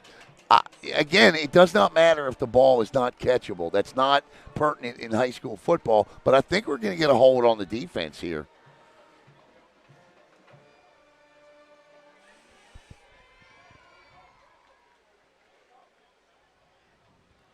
Great blocking, though, by the Maryland offensive line. He had all kinds of time. Let's see what the call is. Yeah, holding on the defense. Yeah, he grabbed the back of his jersey. He was running towards the side. Again, he was never going to catch the football. It wasn't catchable, but that does not matter. That's the thing, too, though, is, it's as a DB, it's so tough because you're trying to chase these wide receivers, but also, too, you don't want to look in the backfield, but it's spatial awareness as well. That's tough. Now if you're Merritt Island, you're 50. Now you're thinking, I love Liam Miller, but I don't want to see him on this field except to kick the extra point. And I don't even want to see him then because you got to go for 2. Mustangs now on the Eau Gallie Commodore 18-yard line. Nobody in the backfield, Knock. 5 wide receivers. This is Deshaun Thomas country right here. See a man in motion and penalty flags fly. It's going to be a false start. The noise tonight from the Commodores has been a problem for the Mustangs. The thing that they didn't do that I was shocked about last time against Ogalli in this area was they did not use the ultra athletic, the 6'4" Deshaun Thomas. He's got 6 rushing touchdowns this year, and he doesn't even have 100 yards rushing. This is his area. That post, that middle of the end zone area, he is a tight end waiting to blossom into an all-pro. Verpail, pressure coming, escapes it. He's got Green in front of him. He's going to go to the sideline, lowers the shoulder, and he'll be knocked out of bounds. And a there's penalty another flag. 15. That's just undisciplined play. And you can listen, Xavier Corbin has had that issue all year with undisciplined play at times, and he's going to come immediately out of the football game. I don't know why his hands are in the air. He hit him 3 yards out of bounds.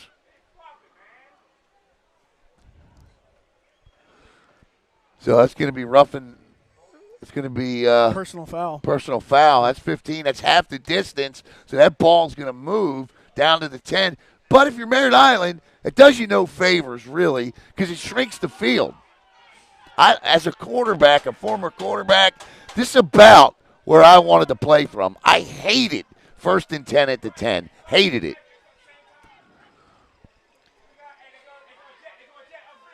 So the ball will sit on a 9. I mean, I like what you're saying about Thomas. I just want to put Thomas out in the flats. Yeah. Ogalli's got the middle of the field covered up.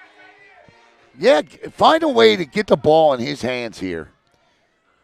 Man in motion is Hamilton. Verpail looking to throw, trying to go to the middle of the field. He cannot. Throws it out to Adams. Adams in the flare route. And he's still across the 5 to about the 3. 32 seconds.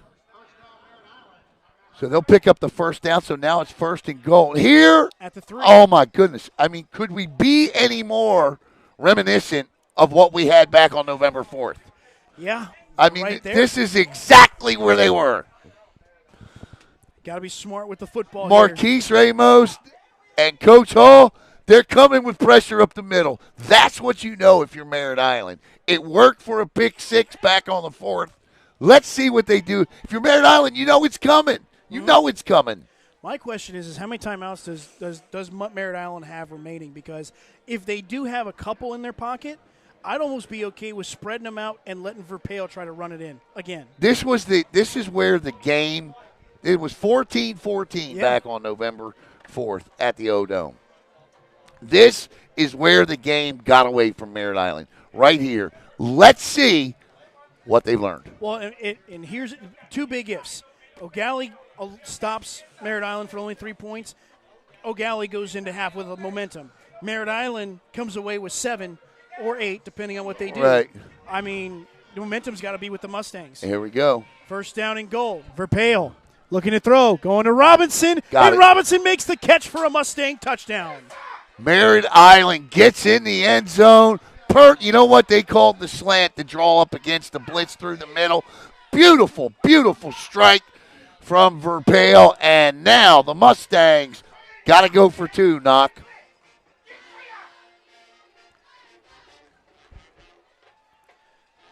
So now the 2 – I mean, I don't know. I'd almost just kick the extra point.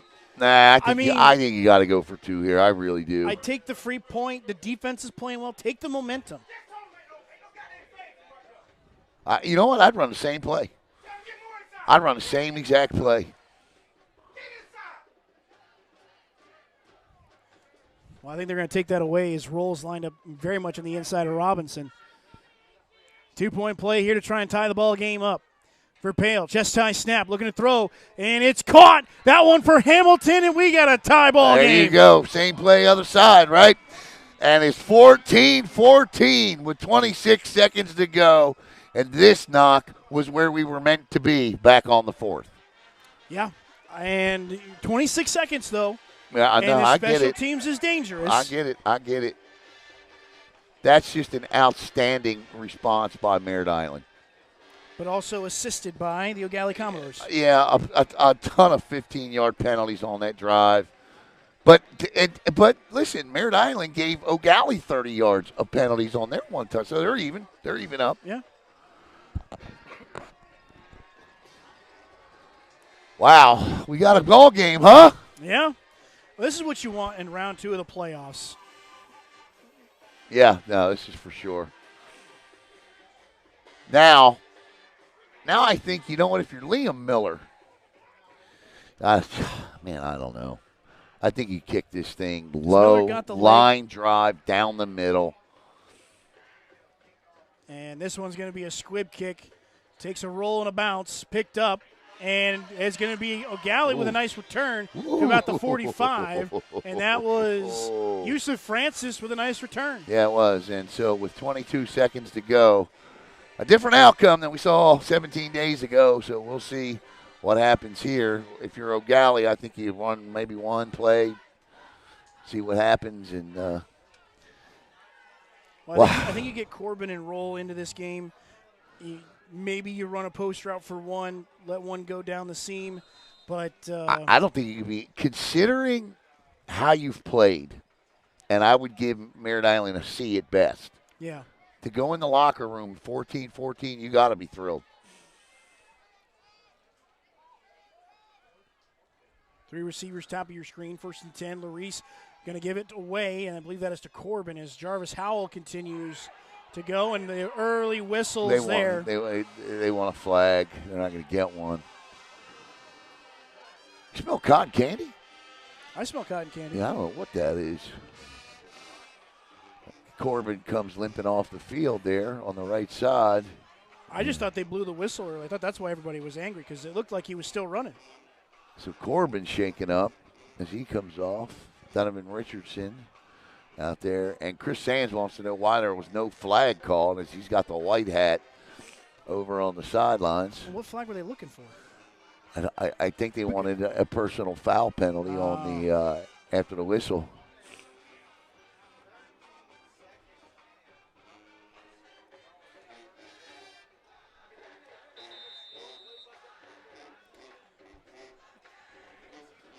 So Ogalli will take a timeout. Yeah. With 13 seconds. Alan, what do you draw up here? I turn around and hand the football off. I don't get cute. Don't take a shot to the end zone? No. Listen, if it's Joseph Allen or Brody Grantland, I might rock one. And I'm not saying Larice doesn't have an arm, because he does. But the accuracy is what would concern me here. And all of the great things that Xavier Larice is, 75% accuracy, he's not. No. So you just don't want to put the ball in the other team's hands for any reason at all. Because as we saw back on November 4th, with just this amount of time to go in the half, anything can happen. Oh, very much so. Ogalli will get the ball to start the second half as well. I think I just turn around and hand this thing to Donovan Richardson. Or if I'm Xavier Larice, I try to make something happen myself here, but I don't throw it. See, if I'm Merritt Island, I'd bring everybody up a little bit closer. I don't like this, because this is kind of where the area where Larice was able to score his 85-yarder as he takes the quarterback keeper. He's got a lane, and he's still on his feet trying to throw guys off. He can't, and it'll be a timeout by the Ogalli Commodores as Larice gets to the 32. 6 seconds to go, man. Nothing is guaranteed when you give up 295 a game on the ground. No. But that's what I'm saying, though. Like, they need to be up. I mean, force them to really, truly throw the ball behind you. Coco's up 14-6. Okay.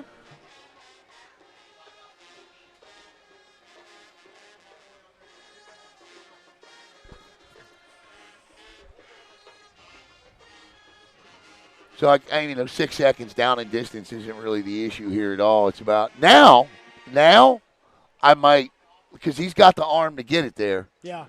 Okay? I might send Captain Roll, but if I'm Larice, I'm telling him, this ball can only go where your guy has a shot. He couldn't reach the end zone from where they were before. He can reach it from here. Well, Corbin's out of this play right now. Captain Roll is the receiver at the bottom of your screen. Still got the dangerous T.J. Monroe. Well, how about something like a hook and ladder we saw from the Bills last night? Yeah. Well, you saw the hook and ladder earlier this year. Yeah, I did. First down and 10, 6 seconds to go. Could be the final play of the half. Larice looking to throw, and T.J. Monroe all alone in the middle of the field. It's going to be caught, touchdown! He caught it. There you go, right there. That's how you do it. Wow! Just threw it up, and unbelievable that nobody from Merritt Island could knock that ball down. Touchdown, Commodores. Wow. Unbelievable. Who caught that? That was Captain Roll. That's the exact play we saw earlier this season, Knock. Remember that? Oh, yeah, when that he was mauled against somebody? Titusville. Yeah. What a play. Well, you just asked me what I'd do. There you go. Yeah, you were spot on. I mean, Yeah. I honestly thought that might have been intercepted. It looked like there was a Merritt Island defender there. We'll see if the extra point will be good. And it is 21-14. That The is- Ogalli Commodores steal momentum. How is that any different than the pick six that happened back in that game? And that's going to take us to the halftime. And if you're Merritt Island, you just got to be sick right now. Very much so. All right, we're going to step away for halftime. We'll be back here on the Brevard Sports Network. It's 21-14. Commodores on top.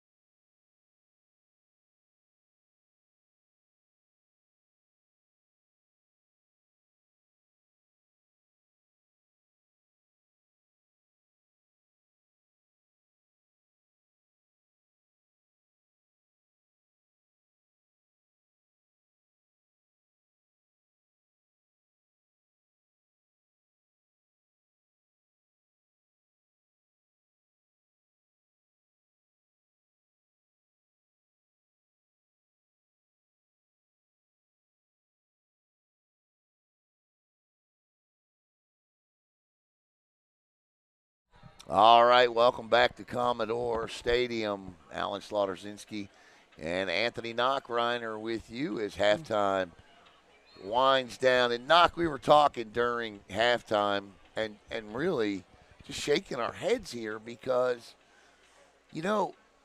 here Merritt Island does everything they can, and I mean everything Oh, yeah. they can to avoid anything disastrous before half, and even managed to tie this football game. And here we are, the pass from Larice to Roll, and it's 21-14, and we are different way we got here, but we are exactly where we were on November 4th. Yeah, 21-14. Ogalli going to get the ball. See, that's where I said I would have deferred this thing to take the ball in the second half. Well, there you go. And you're right. this is the reason why, because, again, you could get doubled up on. Now, granted, I know Merritt Island didn't think, with 22 seconds left, that Captain Roll was going to catch a pass in the end zone. But you're right. You got to plan for the, hey, what if this happens? Or what if they, right. Yeah, but, I mean, and like I said, I know they didn't expect that script to go that way, but now you put your defense in a tough spot because Merritt Island has to stop them here, and then Merritt Island has to go score because even if they get one stop, Merritt Island cannot go down 2 scores in this game. No doubt. All right, let's get the thoughts of Mark Moses here. Mark, I mean, we were just all shaking our heads here in the booth, and I think the thing that blew your mind was that's the only completion of the game. One completion. And Anthony said it to me when we were off the air. It doesn't matter. It counts. Yep. It does. That was a backbreaker with, like you said, 30 seconds to go in the first half. But, hey, if you're Merritt Island, this has got to be the key. You didn't defer. You took the ball first. All right, you got to start on defense. You cannot, under any circumstance, get down by 2 scores in this football game. You've got to go. You've got to make sure you stack the box, you stop Larice. You cannot let him become Superman in this second half. You've shown on offense, hey, we can move the ball. Even the quarterback, Merritt Island, hey, he's going around making plays with his feet. You got to be composure. Both teams, there's been too many penalties in this first half going into the third quarter. Play smart football. Don't turn it over. This is still a one-possession game. Yeah. Anyone can win this thing, Alan. Yeah, there's no doubt. But I honestly believe, Mark, that holds true up until the end of this first possession of the second half. Yeah, you're absolutely right. You're absolutely right. And, again, this is my first time I've seen Larice play this season. We talk about him. I see the clips online. Yeah. I see him on social media. What do you think? Man, look, he's got a punt. He's got to throw touchdown passes. He's running around like Lamar Jackson. He had 2 plays on defense late in the first quarter. That's why he's going to Oregon. That's why he's a 4-star recruit. This guy's doing everything except selling hot dogs in the stands. Well, I actually, hold on. I saw him at halftime holding 2 of them up. So, there you go. Larice making money for the school, that's for sure. So, yeah, okay, we got 30 seconds to go here. What do you want to see right now? You want to see Merritt Island march down the field and score here? You know what, also, field position for both teams. I know you talk about, they're scared to kick it deep. Yeah.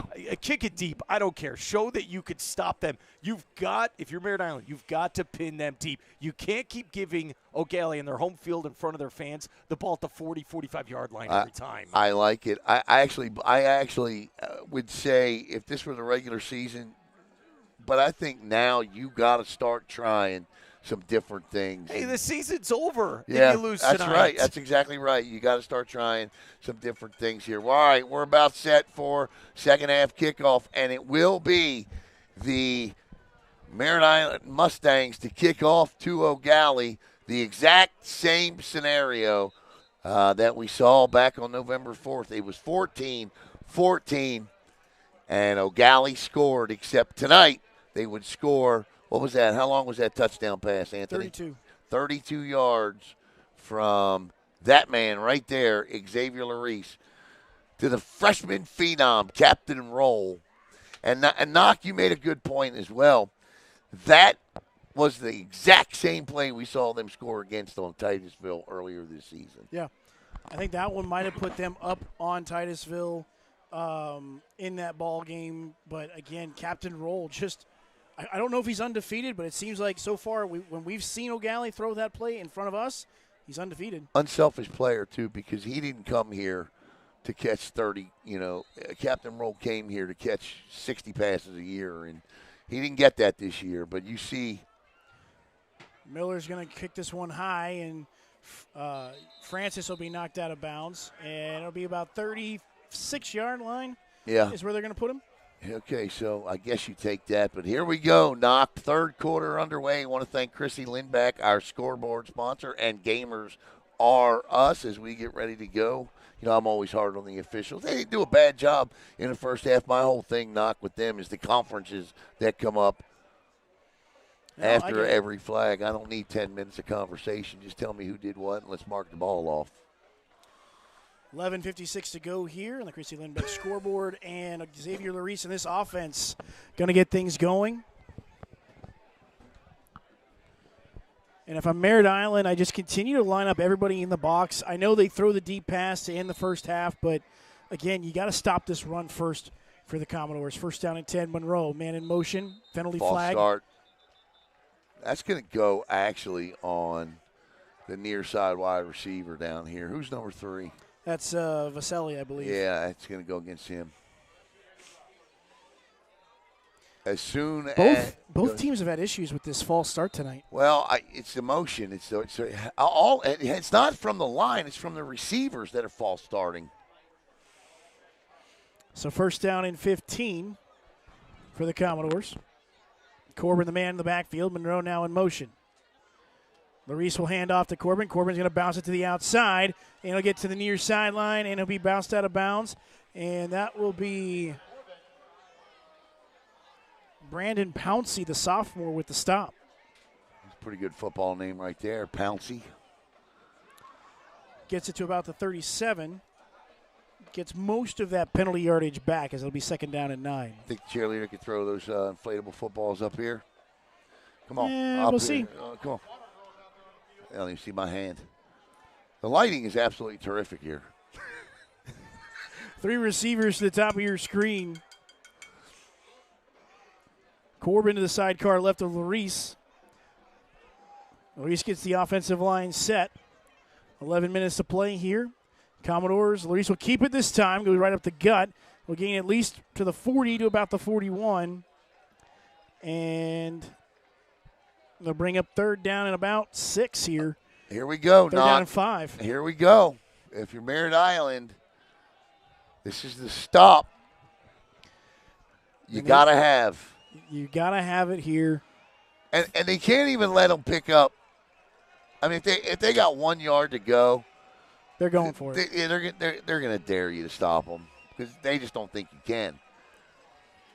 Ball needs to get to safely the 47-yard line. Ball spotted on the 41. Tay Johnson, the receiver, at the top of your screen. Monroe, the man in motion, and we got offsides. Yeah, he did it again. It's going to be offsides this time. Oh, my goodness. Wow. And that is the proverbial shoot yourself in the foot with the gun still in the holster penalty. Oh, you can't do that. No, that should be 4th or 3rd and 1 now. But, yeah, no, they're going to call it a first down. Wow. First down and 10. Wow. How can you do that?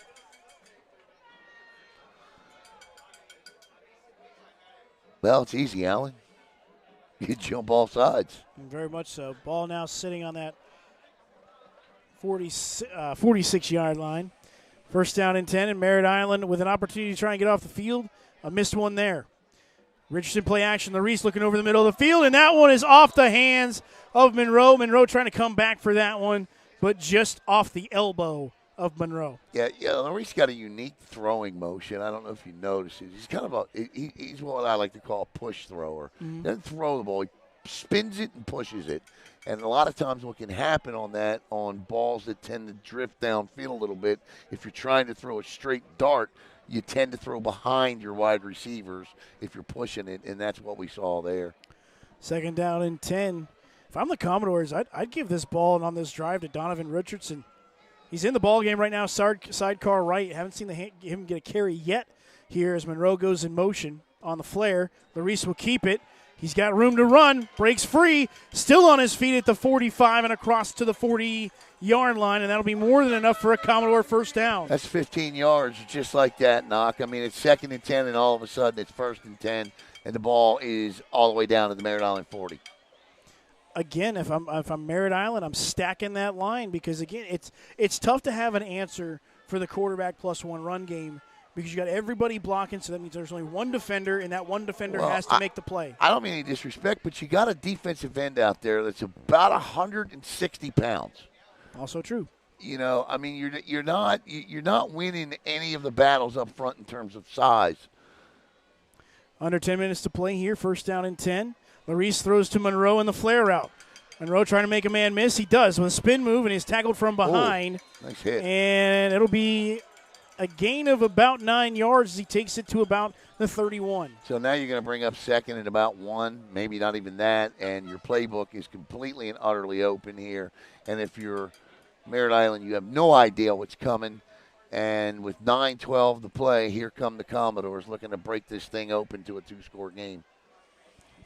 A lot of deja vu right now for Mustangs. Boy, fans. it sure is. 2nd down and 1.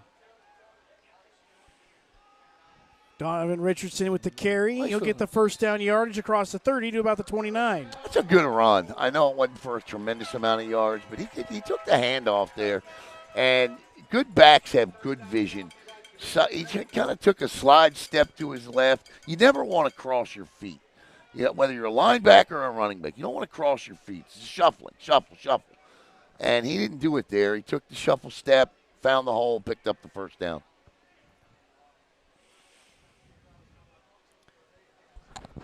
First down and 10, new set of downs for the Commodores as we look at 8:36 to go on the Chrissy Lindbeck scoreboard. A lot of motion. Larice going to keep it this time, trying to make a man. Misses Coughlin. Larice gets the edge, turns it upfield, and he's knocked down as he's brought down by the sophomore. That was Brandon Pouncey, but not after Larice picks up a good chunk of yardage. I was over here in the backfield looking at that fake, and I got faked. Well, right now, Galli's really – they didn't really run these crazy fakes back in the first half, but now we're starting to see that. Thanks, bud. For the Commodores, and that's really starting to create some confusion now for Merritt Island's defense. Yeah, it's getting to that point here. I mean, this is just a slow, methodical, death by 1,000 paper cut type of a drive. Again, I think you almost have to bring everybody to the line here with under 8 minutes to play. Larice hands off. That's going to be to Corbin, I believe. No, check that. That's Richardson. Yeah. And he's swallowed up by multiple Merritt Island defenders. I think that was Schaefer in on the stop. So now, I mean, you're in 4-down territory for sure. Yeah, because Ogalli doesn't have a kicker, I think, to make it from this distance. No, although he was hitting them from here in practice. What's that? What are we at? The 21, 31, 38-yarder. I don't know. I'd rather have the 1st down, I can tell you that. Yeah, very much so. 3rd down here. Another chance for the Mustangs to try and get off the field. Monroe with that motion out into the flare. Larice will keep it this time. Chooses his way, and he's going to be hit by Howell along with Schaefer. We'll see where they spot it. They're going to give him the 20, so it'll be fourth down and half a yard. So 4th down coming up here for Ogalli, and actually, no, they're going to give him a first down. Nope. The refs hold it. The refs are saying, hold up, wait a minute. Yeah, it's 4th down.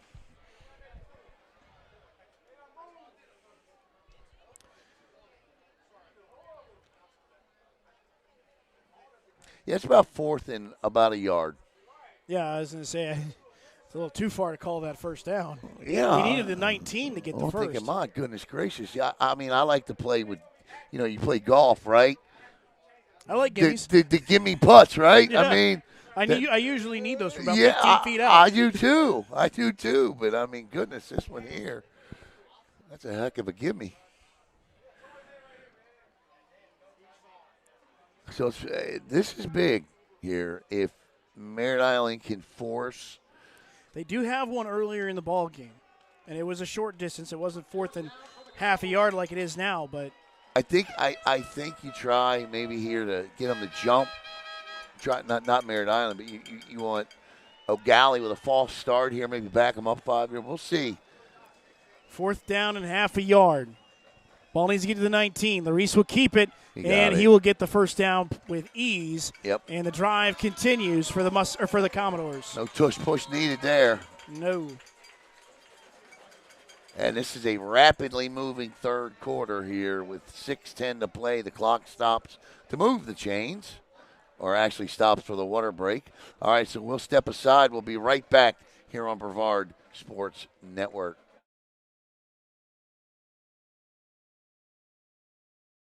Hi, I'm Christy Lindback with Compass, your East Coast real estate expert.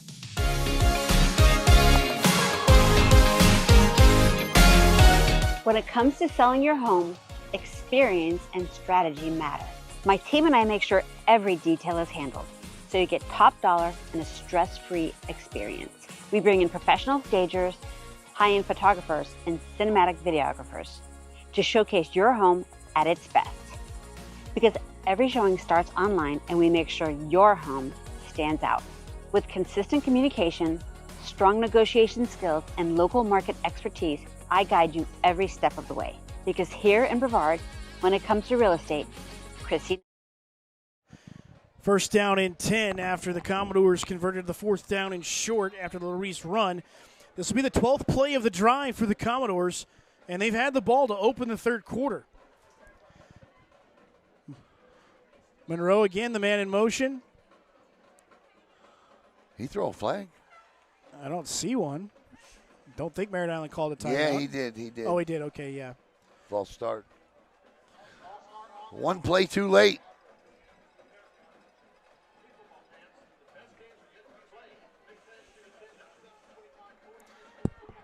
This drive started back on the Commodore 31-yard line, and that was after a 5-yard penalty. Feels like it started yesterday. Yeah, it does.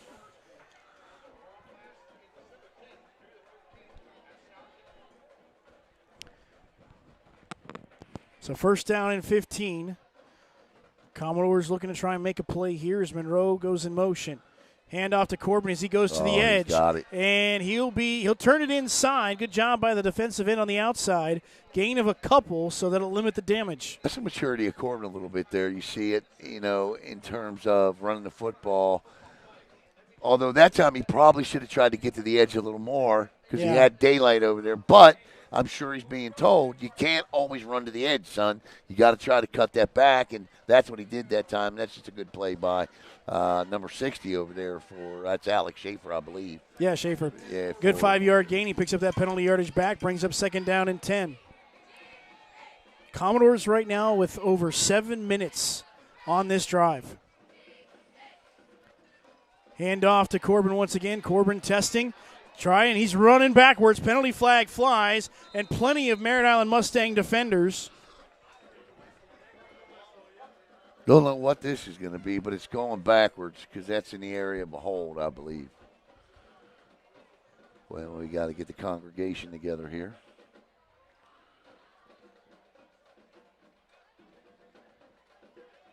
What did you see? I don't know. What did you see? I don't know. What did you see? Did he hold? Did he grab? Did you see what I saw? No, I saw what you saw. Holding. Declined. Oof. Well, considering where they got him backed up, I don't blame him. Take it down. I guess so. 3rd and 20. Ball all the way back to the 25. Yeah. So we'll see what happens here. I mean, I got to imagine it's 4-down territory because you're in no man's land. Larice will keep it this time, test the edge. He's got room to run at the cross of 20, makes a man miss, still on his feet, trying to bring him down to the Mustangs, and they knock him out of bounds. But he gets 8-9 yards on that carry. He's like the kid that when you were growing up and you played in the backyard football, right? You just wanted to find reasons to disqualify him from playing, right? Hey, you can't play today. Game locked, right? Yeah. Or he had to be on your team. Yeah. You didn't want to play against him. No, you didn't. Hey, sorry, man. Game locked. Yeah.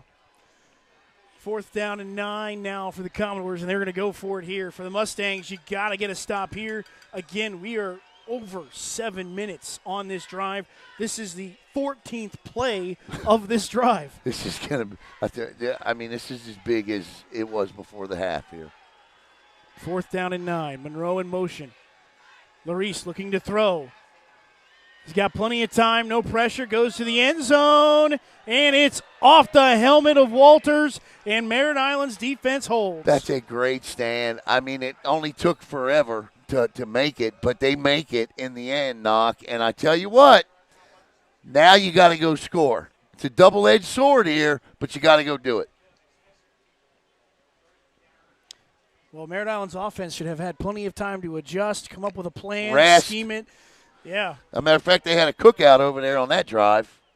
Saw them flipping burgers. Ball will be spotted on the 16-yard line for the Mustangs, and Kevin Verpail, the Pittsburgh commit. Luke Nichols from the Outdoor Boys, he can build tents and everything else in the time that drive took. Exactly. One guy we haven't called his name too much tonight is Dontarius Robinson. He's had one play, the touchdown catch, obviously, but, man, if I'm Verpail, I feel like I got to look his way right now. Verpail's going to keep it, goes right up the gut. He's met by Jason Malador and company, gains a couple, breathes 2nd down and about 7. I can only think that I know I sound like I'm nitpicking, and I could be. Mm-hmm. And there's probably Merritt Island fans on here going, shut up. But the bottom line is that I think you have to start getting a little more creative here. Verpail's going to keep it again. He's got plenty of room to run, still on his feet, and he's brought down. A great touchdown-saving tackle there by, I believe that was Trey Hill. Love that play call right there. Love how Verpail executed that RPO. There's nobody better in Brevard County, and that includes Xavier Larice, at the RPO. Yeah. Kevin Verpail, he reads it so well. Gain of 17, and so far Verpail with 20 yards rushing on this drive. Set a whole new set of downs. Play action. Pressure coming. Verpail's got to go throw it that's away. The thing. He's lucky because Robinson was right there. Let me tell you, that's the defensive play they threw at him just before halftime back on November 14th, where they did the condensed blitz straight up the middle. He made the same mistake there that he made back on back on November 14th. He's extremely lucky that ball didn't get picked off. Yeah, no, absolutely.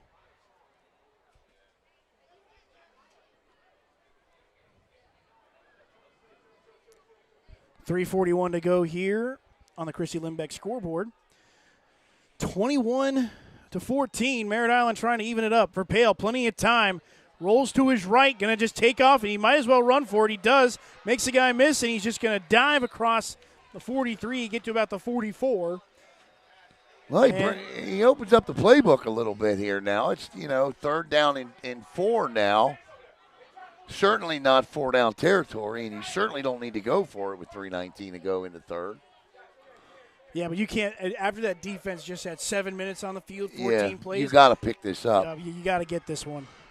3rd down and 4. Ball needs to get to the 47 of Merritt Island for a 1st down. Verpail getting the blocks, trying to get there. He will not. He got across the 45. They'll give him the 46. It'll be 4th down and 1. Don't like the play call there. I think you got to try to get something between that tackle and that guard. You got to come a little bit, make the end come out and try to seal, and then you cut back and make the decision to either hand it off or keep it. That's usually 2-3 yards unless somebody sprints in and makes a play. Now it's 4th and 1, and they're going to go for this, man. Well, see if you can try and get Ogalli to jump off sides. They did do that and have success earlier. Oh, they're going to have like a wildcat look here. Verpail trying to roll, looking to throw. He's got to run for it. Try to find a receiver. He does, and that's Robinson, but it's picked off. And I believe it's James Agnor that's going to make the pick. He's going down the sideline. One man to miss. He does. He's in the end zone for a Commodore touchdown. That is the most unbelievable pick six you may ever see in any level of football. The ball was caught, Anthony. The pass was caught. And then he just lost it into the arms of the defender. James Agnor was the one that makes the catch and takes it the rest of the way. And that flips this game completely on its head. Deja vu. Another that's pick unbelievable. six. That is unbelievable. That pass was caught by Dontarius Robinson. It was. He had it. That is it. That was a great play call on fourth down. The ball was well thrown, and that's a beautiful job by. It ended up with who ended up throwing it? Verpail, right? Yeah, Verpail threw it. Yeah, so he got the ball back. Verpail threw an absolute dart to Robinson, and he just lost the football into the arms of who was it? James Agnor.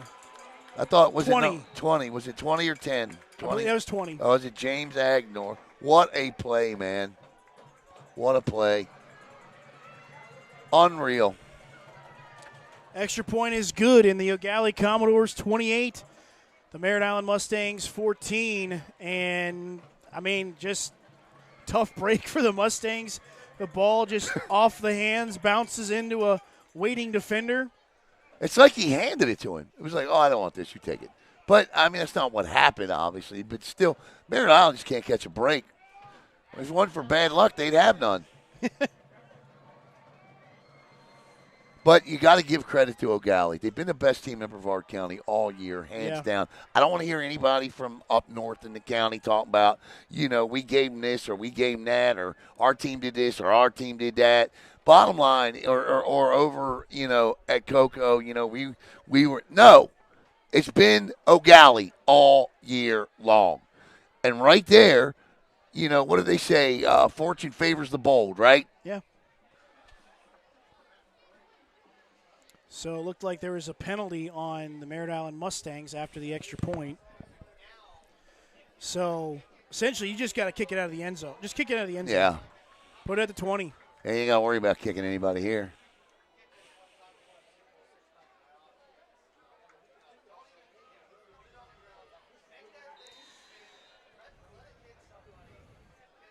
You win a football game by 3 points because the other team fumbled going down. Well, you won the football game, right? Exactly.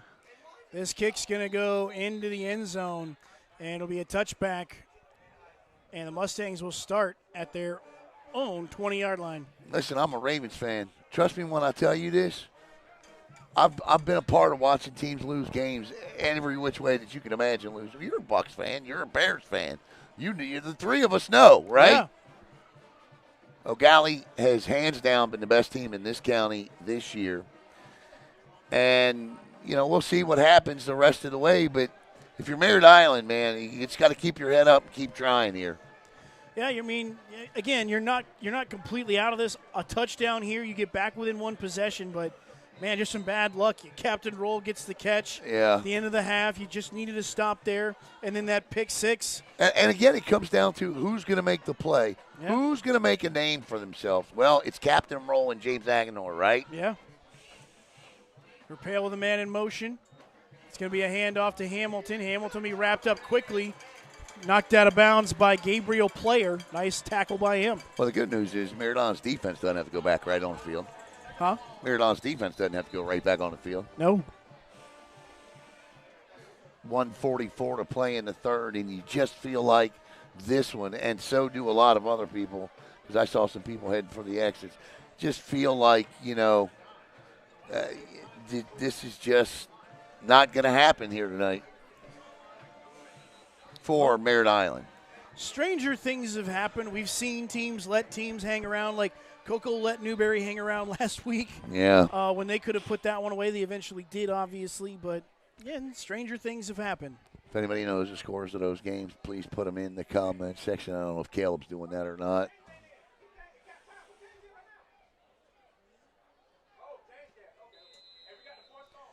So we'll see second down and 12. 24-6, Coco's on top. Right Yeah, now. that's not a surprise to me. I really thought Cocoa was going to win that football game. I was not overly impressed with Calvary Christian. Verpail in the shotgun, throws quickly to Thomas. Thomas trying to make a man miss, and is tackled quickly there, and that was Jaquez with the tackle. Caden Jaquez continues to show why he's been the leader of tackles for this team this year. Jaquez is I tell you what, just a junior, they're going to get him back next year, and he's going to be bigger, faster, and stronger, and that's going to be a scary nightmare for a lot of Brevard County teams. We'll see 3rd down and about 7 now for the Mustangs. Thomas, Robinson, and Hernandez, the receivers at the bottom of your screen. Verpale alone, and we got an offsides. Well, I don't know. We got Dontarius Robinson out here at the 30. That's false start. That's going to be that's on Robinson. That's going to be on Dontarius Robinson.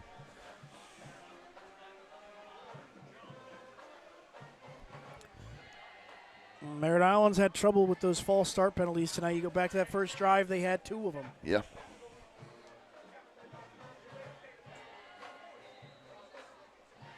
.40 seconds to play in the 3rd here.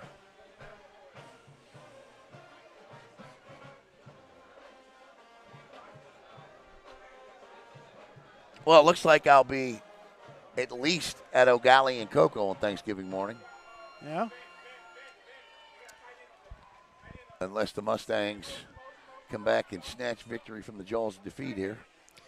Pale play action. Looking to throw, got plenty of time. Now takes off and runs for it. He's got plenty of room to run, makes one man miss. He'll get the first down yardage, hit the line, and it'll be a brand new set of downs on 3rd down and 12.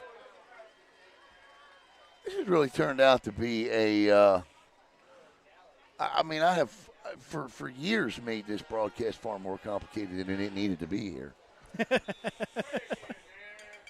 See you, buddy. Mark, before you get out of here. Go ahead. Well, Mark, I was going to say, Mark, your just thoughts here as you've seen kind of just so many strange things happen, and obviously to the benefit of the Ogalli Commodores, but. You know what it is? As Alan said, Ogalli's been the best team in Brevard County, and you saw it on display tonight. This game's not over. We're going to the 4th quarter, but 2-score lead right now for the Commodores at home. Dude, big-time players make big-time plays, and that's been the difference. It's a tight game. All of a sudden, big runs by Larice, pick 6 by the defense. They're making plays, and they look like a team. You know, lost their starting quarterback week 1, and they have made adjustments. Give credit to Chris Sands. They look like a team that, hey, we're going to try to go for a state championship. Look, again, game's not over, guys. It's not. 2-score lead, but Ogalli, it's amazing to see it in person. It really is. We'll see if there's any magic left for the Merritt Island Mustangs as we get to the 4th quarter, 12 minutes to go here. Always great to see you, Mark. Yeah, you as well, guys. You guys do a great job with Brevard Sports Network. I can't even talk. I've been working all week. Brevard Sports Network. That's what it is. Have a great night. Yeah, man. The great Mark Moses from the Mark Moses Show. Catch myself on there every Tuesday night. What day's your day? It's somewhere in there. Yeah, somewhere in there. Usually I thought it was Tuesdays with me. Usually. Yeah. And we'll see Verpale take it up the gut once again, and he'll gain about 5 yards, 6 yards maybe. Brings up 2nd down and about, we'll go 5. It was a carry for 5, so 2nd down and 5 for the Mustangs. Yeah, listen, I just agree. I agree with what he said. You know, big-time players make big-time plays in big-time games. And not that Merritt Island doesn't have any big-time players, because they do. But, listen, Kevin Verpale is just a junior. Yeah. But you're losing a couple of really talented players. You know, obviously Robinson, as we see Hamilton with the catch on the little jet screen, and that one's going to be just well tackled and nice well job. done. And going to bring up 3rd down in about 4. And is that Larice? I don't think so. I think that was number 34 that lost his helmet. I was trying to see who lost his helmet because I got Larice at 2. The over-under's 4. And Corbin, Isaiah Nash. Yeah, Corbin limps off the field. Caden Jaquez again with a nice job getting to the sidelines. Again, if Merritt Island's going to stay in this game here, they got to convert here, and I got to imagine it's 2-down territory at this point of the ball game. So you got to try and get to the 41 for a first down.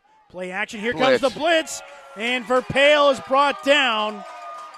That was Gabriel Player along with Gallardo. Yeah, timed that thing up beautifully. Verpale did not have a chance. In fact, they didn't bring one. They brought 2. Great call by either Coach Ramos or Coach Hall, the defensive coordinators. Great call. And it looks like we are going to see the Mustangs punt this one away. I think you got have to. Can I have that? Or are you drinking that? No, you go ahead. All right.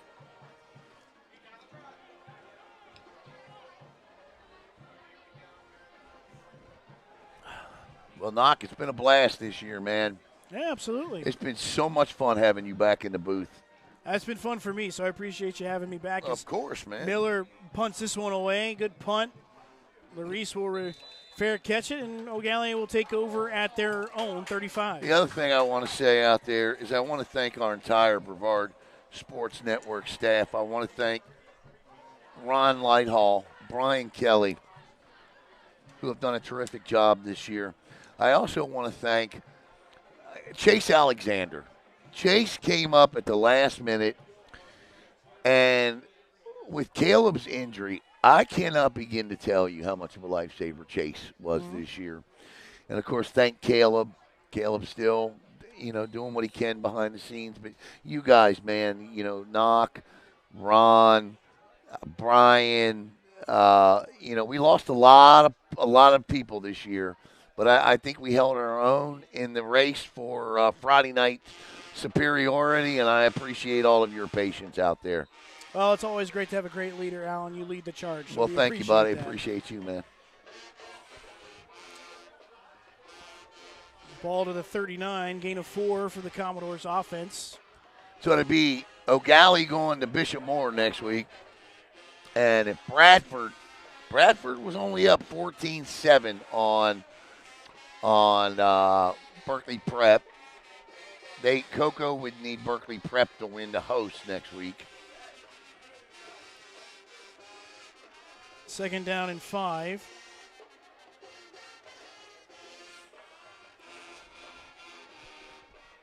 As far as I can see, Bradford's up 17-7, but that was like 30 minutes ago.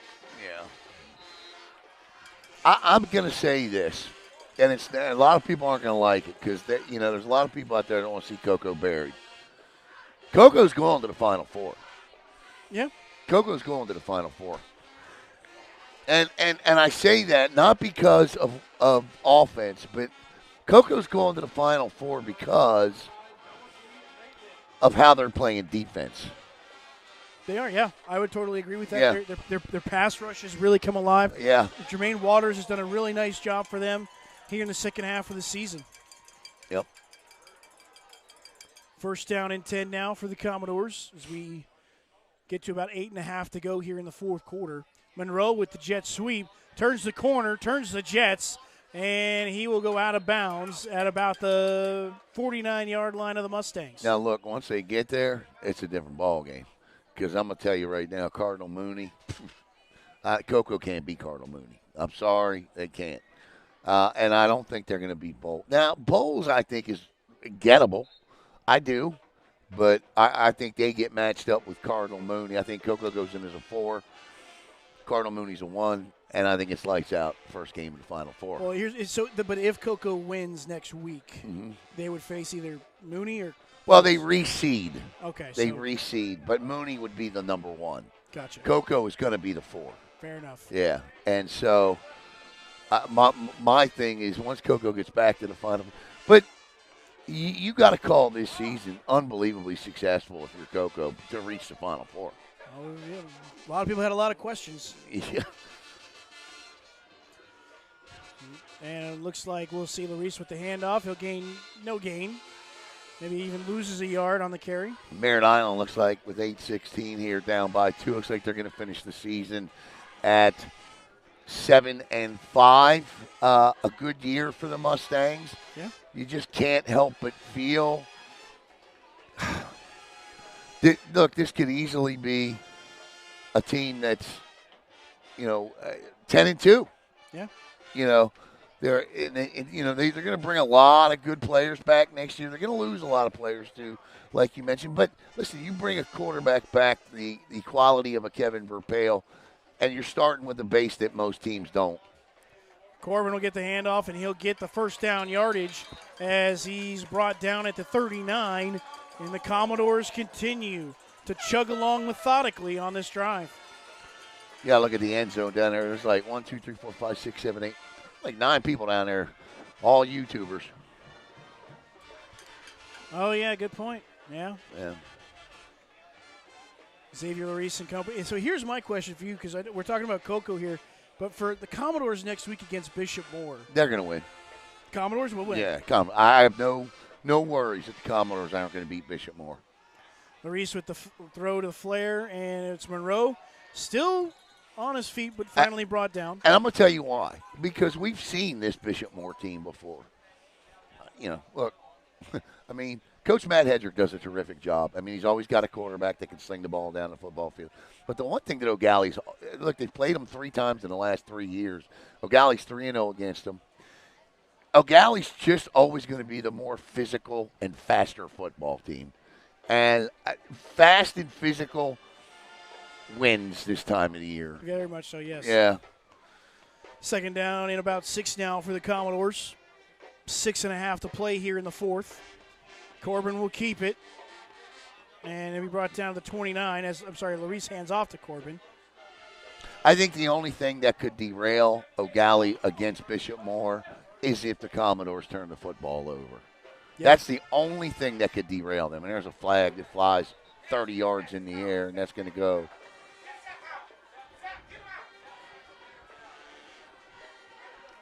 We got some personal foul penalties in this game that if anybody picks up a second, they got an ejection. So you got to be careful for that. Oh, he's out. They threw him out. Number 77 is thrown out. 72. 72 is thrown out of the game. And that's Jazir Payne. And Payne, Ogalli's going to have to appeal to the FHSAA because an ejection. Oh, Josiah Thomas. Oh, yeah, I'm sorry. I was looking at 77. Josiah Thomas. Was it 72 or 77 that got thrown 72. in? 72. So, Josiah. Because 77 is still in the ballgame. Yeah, Joe Thomas got thrown out. So, he is going to they're going to have to appeal his suspension so that he can play next week. Otherwise, he doesn't play. That's a 1-game automatic suspension.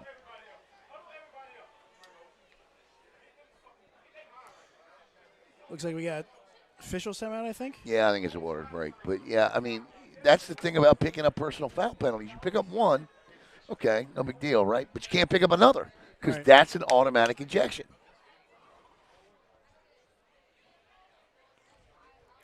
Yeah, it's going to be tough. And obviously, you don't want to lose a lineman for the Ogalli's offensive line because, I mean, again, you talked about it, physical and fast. Mm-hmm. That's what this team succeeds on. Now you got to replace this young man next week. And listen, I mean, we may get, it's possible by the time the report's written up, something written. I mean, we see all kinds of things happen this time of the year, right? Yep. So, but if he's suspended, then there's no doubt if he was thrown out, he is suspended. Mm-hmm. Bottom line, end of story, 1 game. So they'll have to appeal that suspension to see if they can get him in next week. So first down and 10 for the Commodores. Larice still into the ball game as Monroe comes in motion. Corbin gets the handoff, and he'll be stopped by a couple of Mustangs. And Thomas does come away with the football. They're going to say his forward progress was stopped at the 42. So Ogalli is on their way to winning their 6th in a row over Merritt Island. The last time. That's not that doesn't happen to the Mustangs. No, it doesn't. Not this football team. Outside of the Cocoa Tigers, there's not a whole lot of people that do that to the Mustangs. Nope.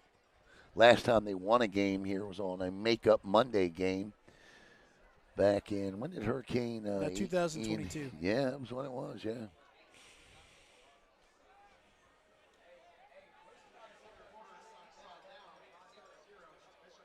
$5.29. 8-0. That's it for Bishop Moore over East Side right now. Yeah, again, that's what I'm telling you. I'm not overly impressed. Monroe gets across the 40 to about the 39. I actually watched 2 of their games this week on YouTube, and I just wasn't impressed. I mean, they're a good football team. You got to beat them, you know. But what Lake Mary? I watched the Lake Mary game, and I was like, wow. Lake Mary just manhandled, and Lake Mary's a physical football team, similar to Eau Gallie, and I was like, yeah, it gave me hope. Well, so then there's my question for you, and I'm not trying to put the cart before the horse No, on this one, but where do you see the line for Ogalli to play Miami first? Northwestern. I mean, listen, you look down south at Miami and the two other teams that'll be left down there. That's where Eau Gallie's going to run into the ball. Yeah, That's where they ran into the wall last year. Yeah, too. and it's certainly nothing to hang your head about as we get to 4:27 to go. But I will say this much: Eau Gallie's offense, with the way they run the football, they can do what Merritt Island did to them tonight at times. Limit possessions, right? Yeah. That, you know, they'll have a chance. Now, the other thing, too, is Eau Gallie's going to have to go down there this year. You know, they were last year, Eau Gallie was a 1 seed, and Miami Northwestern had to come here last year. Remember, Teddy Bridgewater stood right on that sideline over there last year. Yep. And now he's traveling to L.A. Yeah. Who's he the backup for? Bucks. Baker. Yeah, that's right. Bucks. Yeah. I saw him on. That's right. I saw him come out. I was like, oh, my God, it's Teddy Bridgewater. Third down and about 5 now for the Commodores. We are under 5 minutes to play here. Monroe, that flare motion. Larice will keep it. And gain a couple of yards, gets it to the 37.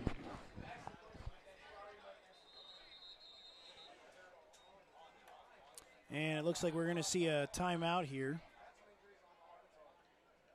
And it'll be by the Mustangs with 4:16 to go here in the fourth quarter. I think Eau Gallie will be better prepared for Miami Northwestern or for a team like that more this year than they were last year. I don't believe their schedule last year prepared them. That's fair. But I do think that their schedule this year has, you know, Atlantic. I think the combined record of opponents that Eau Gallie's faced this year, I think it was like 60. I got it written down somewhere. Both of these teams played strengths of schedule that were extremely impressive this year. So, all right, here you go. Eau Gallie played a strength of schedule that was 60-50. Merritt Island, 71-38 this year. Merritt Island faced off against 2 8-2s, 2 8-2s, 2 10-0s. Yeah. 2 9-1s. Larice will punt this one away. We got a penalty flag. 4:15 to go. And now they're going to have to work their way. We got a false start on Eau Gallie. So now, if you're Merritt Island, you got to get the ball. You got to try to score in under a minute, minute and a half, and then try to get the ball back.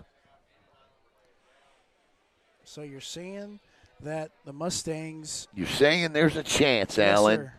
Well, there is until we see what happens here with Mr. Larice.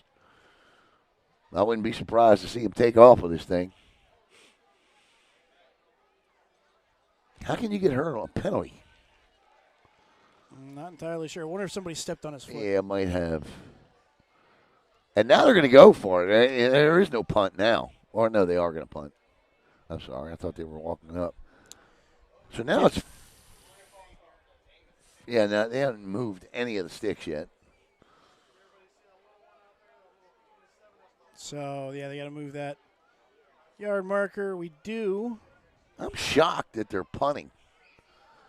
I was shocked that they were punting at first. I'm not now. Right. 4:15 to go here in the fourth quarter. Low snap. Not a lot of pressure coming. Larice will milk Look some at that clock. punt. And nice punt. Hamilton's going to try and field it. Will lead and let it go. And it'll be about the 6-yard line. And yet another That's inside the 20. unbelievable, man. That is his 10th punt this year inside the 20. For a guy who told me on the interview when I asked him where he learned how to punt, and he said just picking the ball up, kicking it around at practice, that's incredible. Well, there's a reason why he's going to Oregon. Yeah, that's true. Yeah, it is true. And I was going to say, we get to see, well, will we see him for baseball? No. No? No, he's leaving in December. He was not playing baseball. He's a hell of a baseball player, too, man. He didn't have a great year at the plate last year, but, man, he could steal bases. And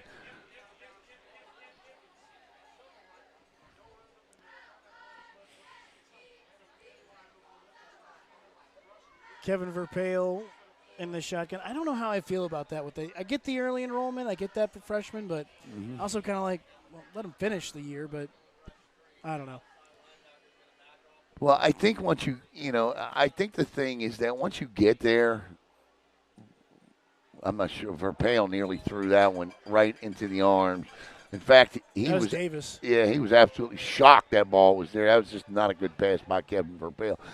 Like, I like it, and I'll tell you why. Because I think it gets them there early, gives them a chance to get acclimated. You go and you're there for workouts. I kind of like. I mean, listen, you have got to academically be able to qualify to do something like that. That's true. So, 3:57 to go. Do or die drive here for the Mustangs. No sense of urgency, that's for sure.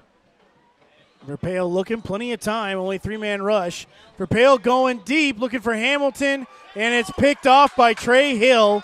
And the Commodores will run this one back to about the 10, the 5, and touchdown Pick for the six. Ogalli Commodores. That is the exclamation point on the season.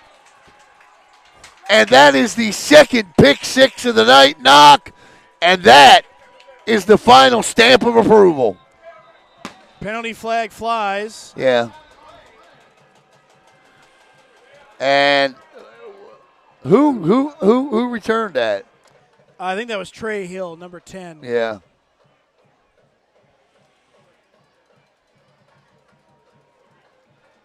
Unbelievable. And the Commodores will have sealed this one up. Again, a great defensive play. Verpail throwing up a jump ball, and Trey Hill made him pay for it. Yep. Kevin Verpail with 6 interceptions coming into this game. And 2 against 2 tonight, so he has 8. Yeah, 8, right. So he threw 2 last time, 2 this time. So 4 of his 8 interceptions this season have come against Eau Gallie. So that's the other issue you couldn't do tonight, was throw interceptions. And you for sure couldn't throw them back for touchdowns. The first one wasn't his fault. No, I get that.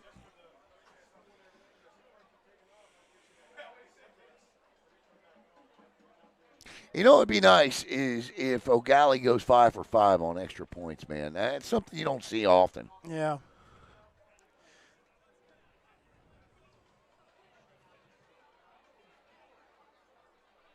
Now they're calling on both teams offsetting.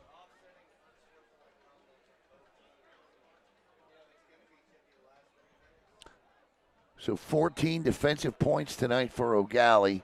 I think that's the thing that makes their secondary so dangerous. They just don't pick you off. They look to put the ball in the end zone. Yeah. And this kick is up, and we got more penalty flags. Yeah, Ogalli, here's another one. Ogalli's got to be careful here because you cannot get it. Ogalli certainly has far more to lose than does Merritt Island here. Yeah, I was exactly going to say. I was going to say that because guess what? You've already potentially lost one player. Right now, you have. Yeah.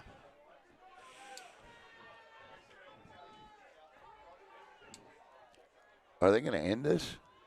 I don't think so. I think this is just a conversation Okay. that Larice is calling to just remind them that, hey, guys, listen.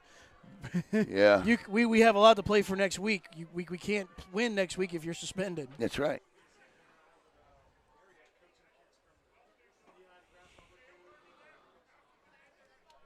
See you, bud.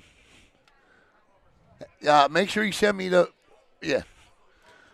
Hey, good job tonight.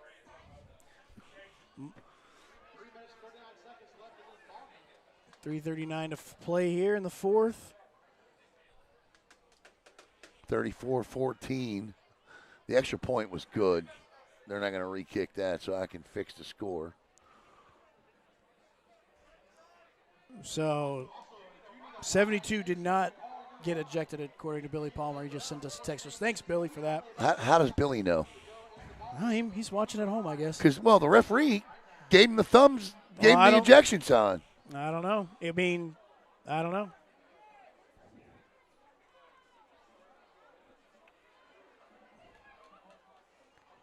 I do not know. Well, I will tell you this.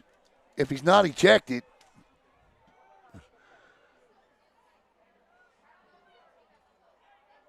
we'll see. Yeah. He hasn't gone back in yet.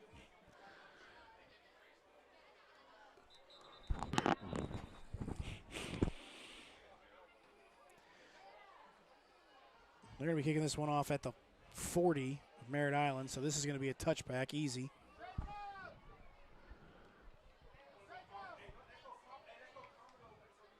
No, I'm pretty sure he was.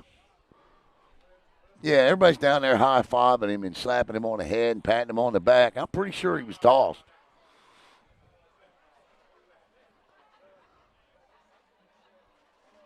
Yeah, I mean, yeah. Man, that fog is kind of weird. It is. That's what I call the EG fog, man. It happens. It's just like one line, poof, and a lot of it has to do from the grill area. Ogalli's going to kick off from their 30.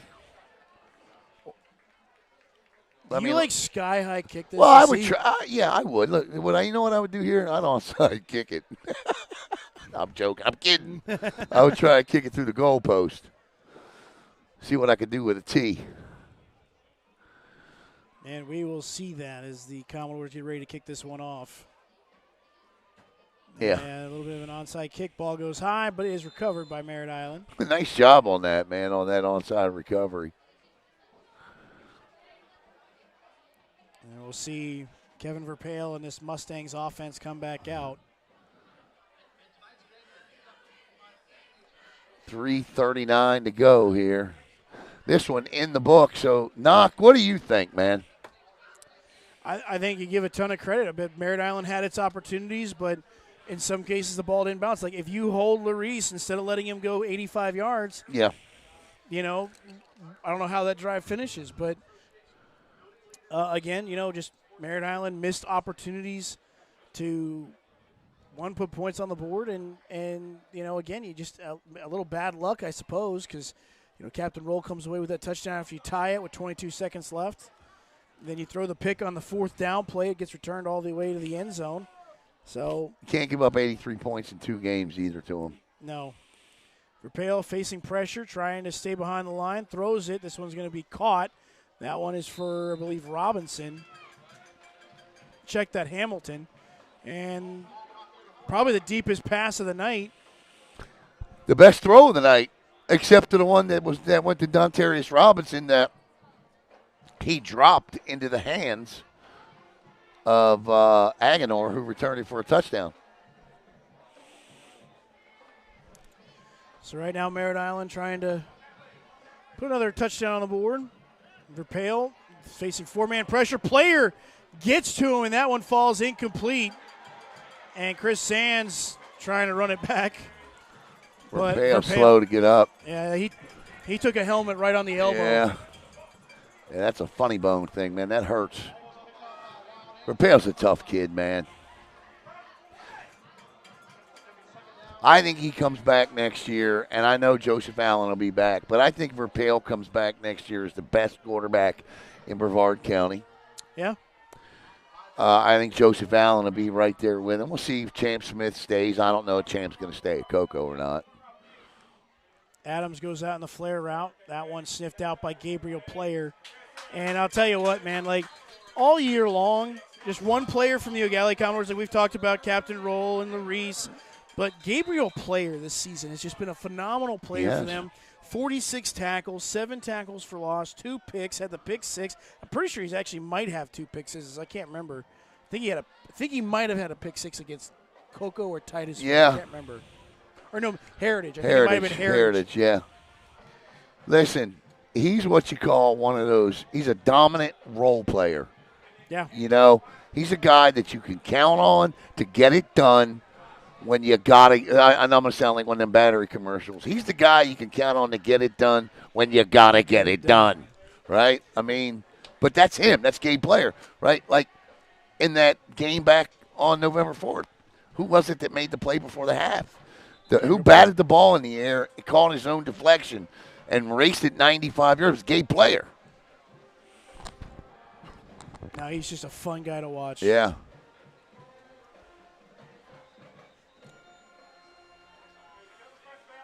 For the Merritt Island Mustangs, it's just, like obviously we got third down and about 16 here for them, but where do you feel like they go next year? Obviously they do lose a lot of They got talent to get bigger guys. up front. I mean, they just got to get bigger on the defensive line. And it's not scheme. I mean, they play these two high safeties a lot, but it's not scheme. I mean, you saw tonight. You saw tonight. They don't have the size to match up front. They just don't. Yeah.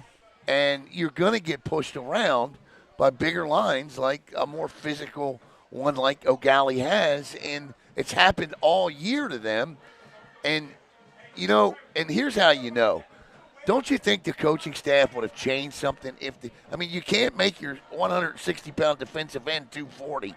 No, I mean, as a nose guard, it played at 205. Right. I wish I could get bigger. I tried. And maybe you just don't have anybody else that can play the position. Yeah, that is you true. know, I don't know, but I know they were just beaten soundly all year up front, and they just got to get bigger. Looks like we're going to see a blitz coming off the edge for Pale, throwing it up for Thomas. Thomas with a nice one-handed grab. Thomas hit the 20, the 10. Make one man miss, but is upended by Giaro. But a great play by Deshaun Thomas, the tight end. Nice touchdown saving tackle, too, there by number 13 for the Commodores. That is Keani Gallardo. And we saw Gallardo has 3 or 4 picks this season for them. And that's the guy right there. I really like Deshaun Thomas, man. I'm a Deshaun Thomas fan. I thought that's where, the Mustangs have spent a lot of time this year in the red zone too, Deshaun Thomas. Good player. For Pale, first down and goal. Looking inside, looking for Thomas, and Thomas almost makes the catch in the back of the end zone. Can't quite come up with it. 2:43 to play now in the fourth quarter. Now, if you're the Mustangs here, you know what? All right, let's see what you got. Keep them out. Keep them out.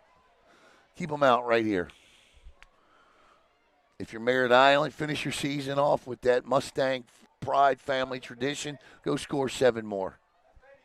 Yeah. 2:43 to go.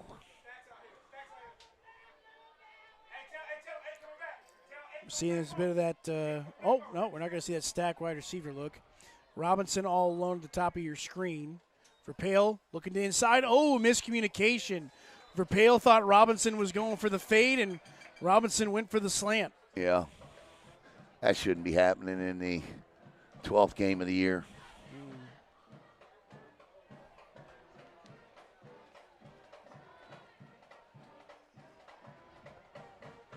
Yeah, no, I think next year, though, it'll be interesting. I mean, you got Verpale, you got Allen, Hall out of Melbourne. Yeah, I'm pretty sure he was chucked. He's taking his pads off. Yeah, yeah.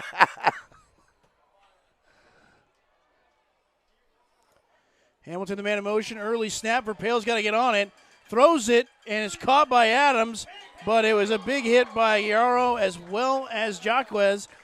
And it'll bring up fourth down now for the Mustangs offense. 2 miscommunication plays, and now Merritt Island is staring at 4th down and goal. Yeah, 1, okay. But 2 in game 12. Actually, that's 75. It took off his pads.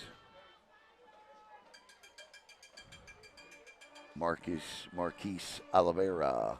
Yeah.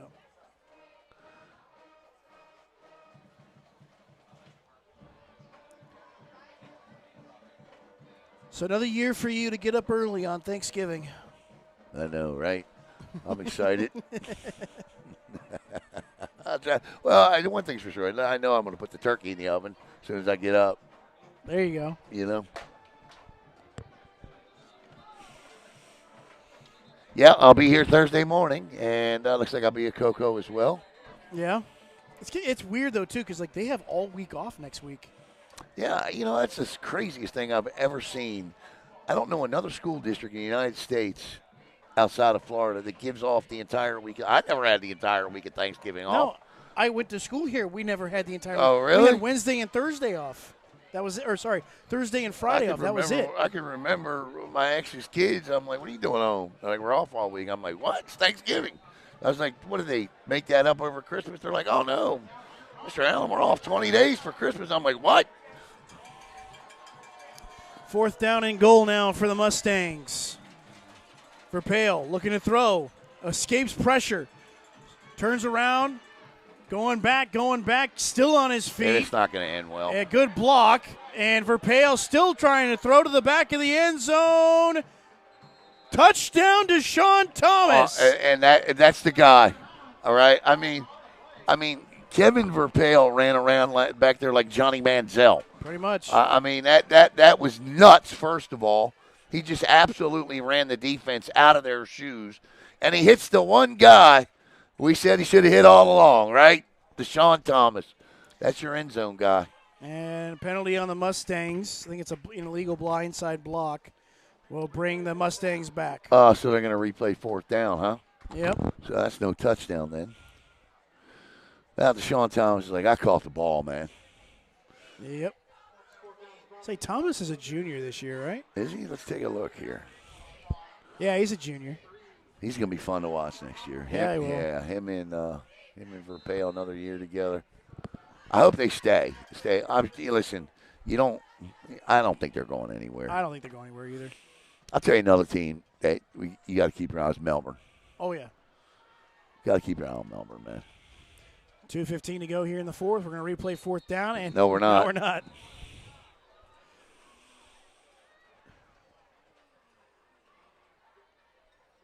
Two hours, 54 minutes, and 25 seconds. And we still got 2 minutes to go. Yes, we do.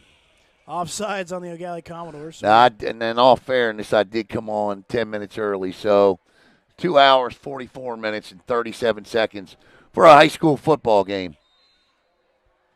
Yep. Hey, I had 3 hours last week with Coco and Newberry. They just wanted to keep chucking it.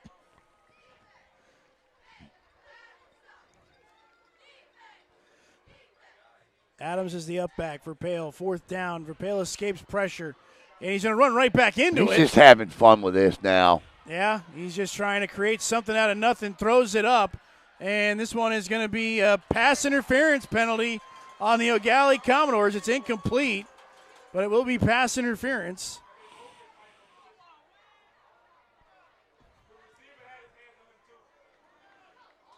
I mean, this is like 7-on-7 here. Pretty much. So this is 15 yards.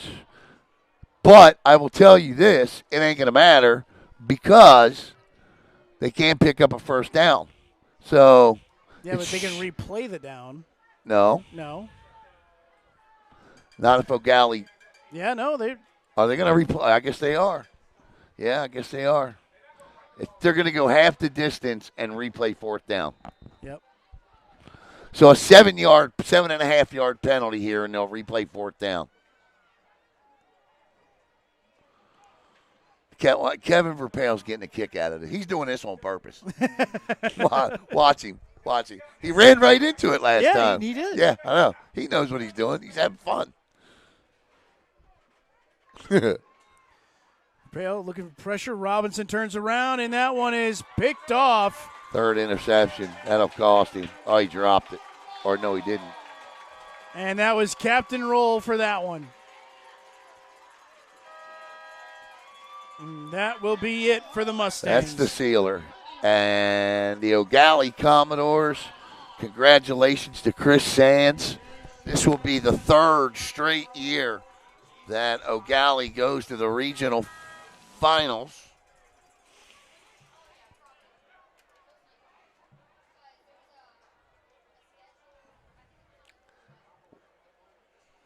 Check on that Bishop Moore score.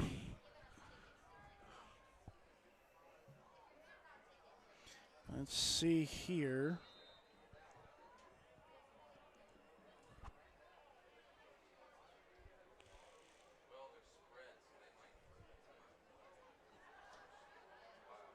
Brody Grantland in.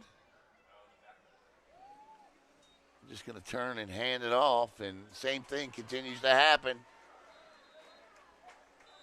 Please stay in bounds, young man, as the flag flies. Ball carrier there was number 26 for Eau Gallie. That's Julius Gonzalez Washington. Mm-hmm. So Gonzalez Washington.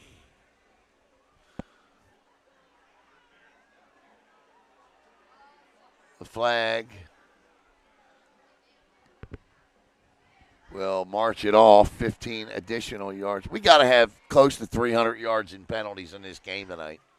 250 yards in penalties at least between these two teams. What? Max Preps didn't have anything? Not yet.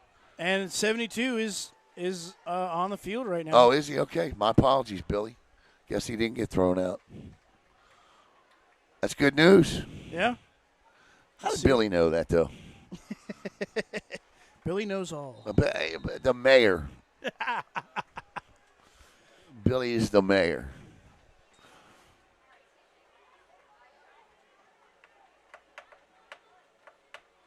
I'll tell you what, man. I had an absolute phenomenal blast last Saturday broadcasting ACYAA football, albeit 14 hours. But the bottom line is it was a great day, man. Probably Great day of football. I'd imagine, huh? Probably good football out there, too. Yeah, man. I mean, it was – you know what I learned? I'll tell you what I learned on that. 59 seconds. So there were 3 championships won by Cocoa, okay, Cocoa Youth, including the 14U game in which they absolutely dominated Merritt Island. Mm-hmm. All right. And West Melbourne won 2, and Fort Pierce won 1. The best game of the day was an overtime game, won by West Melbourne on a conversion in overtime. That was just phenomenal, man. But Billy and all of the ACYAA, they put on phenomenal day of football, man. What were you saying? I was going to say Bishop Moore's up 36-0. All right, so Ogalli will not be home next week. They will travel to Bishop Moore. Cocoa will travel to Bradford next week. See a penalty flag fly. Given the fact that I'm assuming Bradford won. I will 9 seconds to go here. Congratulations to Chris Sands and the entire Eau Gallie Commodore staff. For the Merritt Island Mustangs, their season will end. Knock, what are your final thoughts on Merritt Island? A lot to like, obviously, with Kevin Verpale leading the way as this one finishes. But all credit goes to Xavier Larice and the Eau Gallie Commodores. Chris Sands, phenomenal job by them. Continue to dominate, and they continue to have their playoff dreams stay alive. Yeah, I agree. And Merritt Island will be back next year. They always are. Pride, tradition, and family. Bradford on top of Berkeley Prep, 17-14. And that one. All right. Eau Gallie will go to Bishop Moore next week as the Hornets are on top 36-0. We'll preview it all coming up this week on Brevard Sports Network. For Anthony Knockreiner, for Mark Moses, I'm Alan Slaughter-Zinski. Once again, your final score, Eau Gallie 35, Merritt Island 14. I want to thank Chrissy Lindback from the best real estate expert in Brevard County, and Gamers R Us. Ladies and gentlemen, that's going to wrap it up.